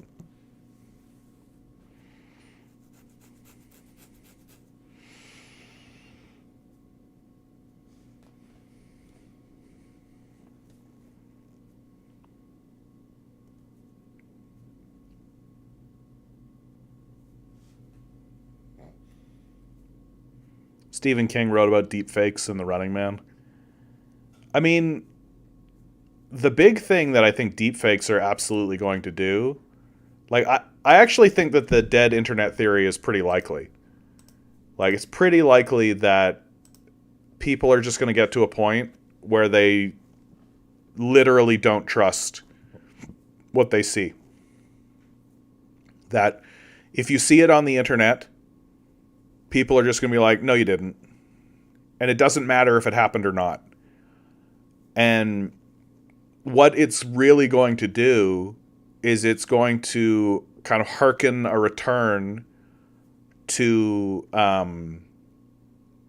actual like print and face-to-face interactions.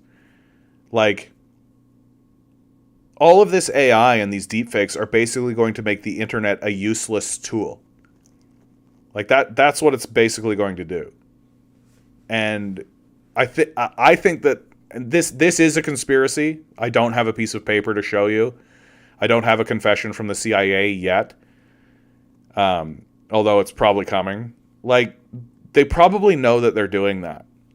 They probably know that, like, yeah, this internet thing, like, it's too much information. People are able to see through the veil too easily. We got to destroy this tool. And a good way to destroy the tool is to make sure that nothing you see on it is trustworthy. It's all just deepfakes. It's all just bullshit.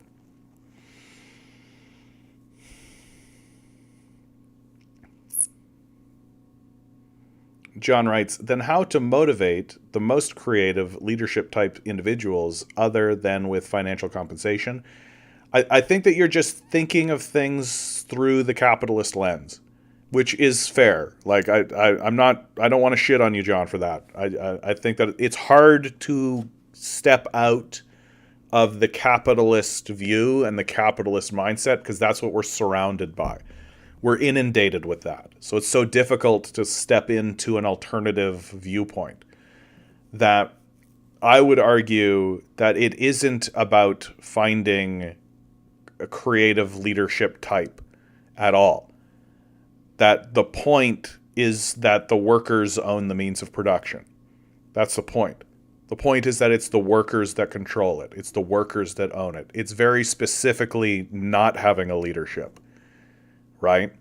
Like, it's very specifically about empowering the workers themselves and having collective decision-making apparatus. Like, you don't have somebody at the top of the chain dictating terms. Like, that's the whole point. That's the whole goal. And you want financial compensation to be off the table. Like, if financial compensation was the answer, then we should have the most brilliant people being the president of the United States. Like, right? Like, the smartest, most intelligent leader should be being elected today, right now. Nobody's better financially compensated than these leaders. That I would argue that what people really want to see are clean neighborhoods. are safe people. Like, people want to be relaxed and live stress-free lives and have a lot of sex. Like, the system of capital has wedged itself in between you and those actual human desires. And they've convinced you that the only way to get access to these things that you actually desire is through financial compensation. Right? Like that's the only way that you can get access to a vacation. Right? It's financial compensation. And you never actually have people stop and think, wait a minute, why do we give a shit about this money thing? You never actually think about the nature of money itself. You always just buy in immediately to the idea that money is the goal. Because that is the primary goal in capital. Like, we worship money. Money is the most important thing above everything else. Like, if you can make $1 murdering someone, do it in the system of capital. Like, if you can get away with it, and you can definitely get away with it if you own the police. So, to me, I think that there is a perverse incentive in capital. That monetary compensation is not a good idea. John writes, workers are always subject to more intelligent, persuasive schemes that benefit them. Sure. Yep. Marcus says it's not even a stretch, right? Like, the entire military-industrial complex thirsts for conflict in government contracts. Yeah. Like, the entire military-industrial complex, like, they've actually worked out a perfect economy. That the military-industrial complex is now currently a perfect economy. Because it goes like this. Bomb a country. That's money. Bombs are money. Right? Money, money, money, money, money. Bomb, bomb, bomb, bomb, bomb. Right? You're the head of Lockheed Martin. You're raking in the money. Right? You never need to see what you're bombing. You never need to see the lives you're destroying. You never need to see any of it. You probably haven't even heard of the place that you're bombing, and you don't care. Right? Bomb, bomb, bomb, bomb, bomb, bomb, bomb, bomb, bomb. Right? Bomb, bomb, bomb, bomb, bomb. Then turn around and rebuild it. So, more money. Rebuild it. Rebuild it. Rebuild it. Rebuild it. Then, bomb it again. Then, rebuild it again.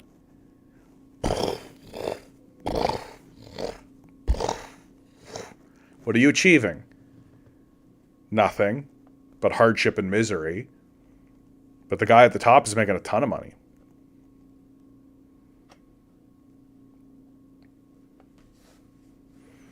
Hey, why has Kanye West made it to YouTube? Good to see you, bud.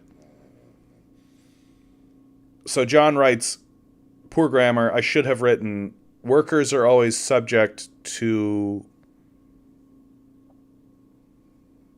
more intelligent, persuasive schemes that benefit the leaders, higher IQ personalities. I would argue that we are not seeing high IQ personalities.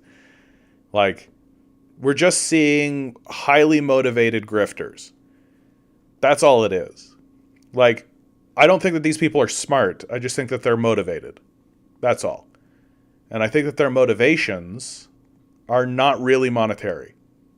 Like, I simply do not buy this idea that people are primarily, even tertiarily, motivated by money. I think that money exists as a wedge between people's desires. That money is maybe a method or a tool that gets used to enact certain desires and certain things. But that if you try to explain human nature through the idea of gathering money, it doesn't actually make any sense. People are motivated. People have three motivations There really is only three motivations. And money exists as part of one of those motivations, but isn't itself the motivating factor. And those motivations are love, vengeance, and power. Those are the three motivators. That money is power, right? But if money didn't really exist, then people would pursue power through alternative methods. And of course, money is a poor motivator because it's so destructive and amoral, right? Money is amoral. It doesn't care where it came from. It doesn't care how you got it, right? So if you like assassinate somebody and steal their money, as far as money is concerned, you're golden. You're good. So I'm not necessarily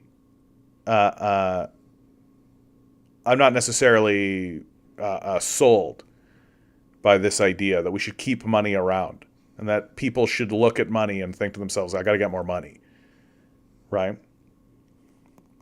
And like we should have more serious conversations about people's pursuits of power and why they pursue power and what the goal of their power is.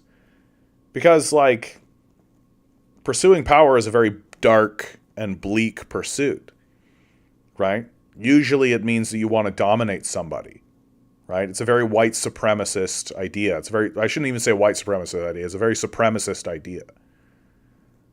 So,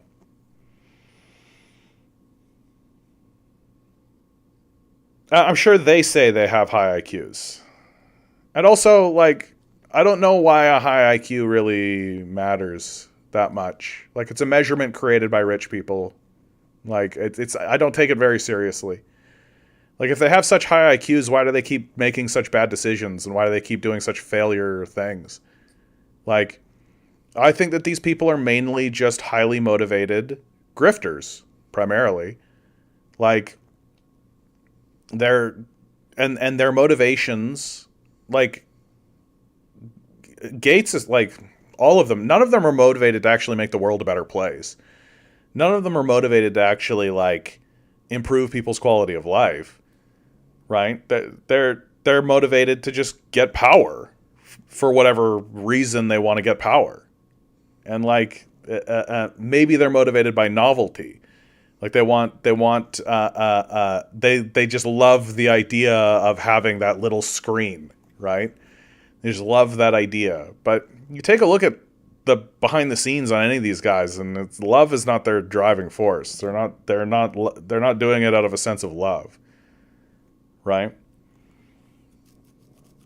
I just don't think that you should be taking this whole IQ thing very seriously. Like, IQ is a pretty, like, it doesn't have the greatest history. It doesn't come into our existence based on, like, neutral terms. Okay, I'm going to close this one down, guys. I have to pee again. And so I'm just going to close it down. We've reached the end of this one. Always remember, each and every one of you is a quantum being, walking around in quantum energy. These billionaires are spending hundreds of billions of dollars in the hopes you'll never realize it. You'll just stay the good little commodity they need you to be. Revolt. Rebel. Repent. Good luck. We're going to need it.